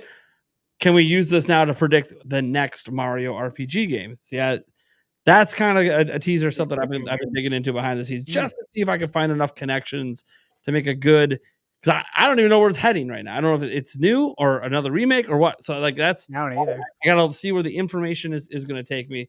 So I got something like that, hopefully in the works here soon, or it's already in the works. But yeah, I'm trying to. Otherwise, I just do news. Like today, we had the MEO thing. I went over the Famicom, the Detective Club stuff. I knew the video wasn't going to do well because I knew that was not what people wanted the game to be. But that's okay. And then, yeah, I just kind of go where the news goes. So, like, let's say tomorrow they drop a big NSO update. That's probably what we're going to be talking about. Let's say for some reason they decide to show a new trailer for Echoes of Wisdom on a random Thursday. Sweet. We're going to be all over it. So, we're just kind of waiting on my channel for the marketing cycles to begin for all these games they announced. Right now, we're in kind of like hey, it was exciting for a couple of weeks. And now it's like, oh, can we can start talking about these games? We have like 5 of them coming. Yeah. One of them being the NES Championship Edition, which they have been talking about, to be fair. And maybe I should have been talking more about it. So that's my bad. My bad. Well, we got to add one thing, too. We will be joining Paul for Indie Mania. We will be. We both are. That's right. I'm excited. I'm sure you are, too. So that's going to be fun. I told Yulia, and she's like, "You're doing what?" And I said, "Well, Paul." Oh, Paul. Okay. Literally, I just brought up Paul. She said, "You don't have a choice." I'm like, that's good. Get that vote of confidence. I'm like, it's 3 days. Look, I don't care if it's E3. Like, well, no, it's not all day. She's like, I don't care if it was. It's Paul. You're doing it. Like, you don't even. That's it. He's like, he's been kicking your ass and making you. He says do it, you do it. I'm like, it's part of the workout. Is the streaming new media. What happens if he tells me I'm coming to his Zelda pool? Am I doing that too? Yeah, that's part of it. I'll say this as a final tease for the podcast. I can't say who, but I'm going to a studio Friday to see some world exclusive stuff. Yeah, that's exciting. Exciting. That's all I'll say. All you can say. Yeah, it's exciting. Stay tuned for Indie Mania. Might hear more. We'll see. All right. Thank you guys so much for being there. Same time next week. Well, hopefully a little sooner. Hopefully not late. Hopefully, I don't know. It was weird. Hopefully I have the podcast set up a lot earlier too. I got to take care of that. You guys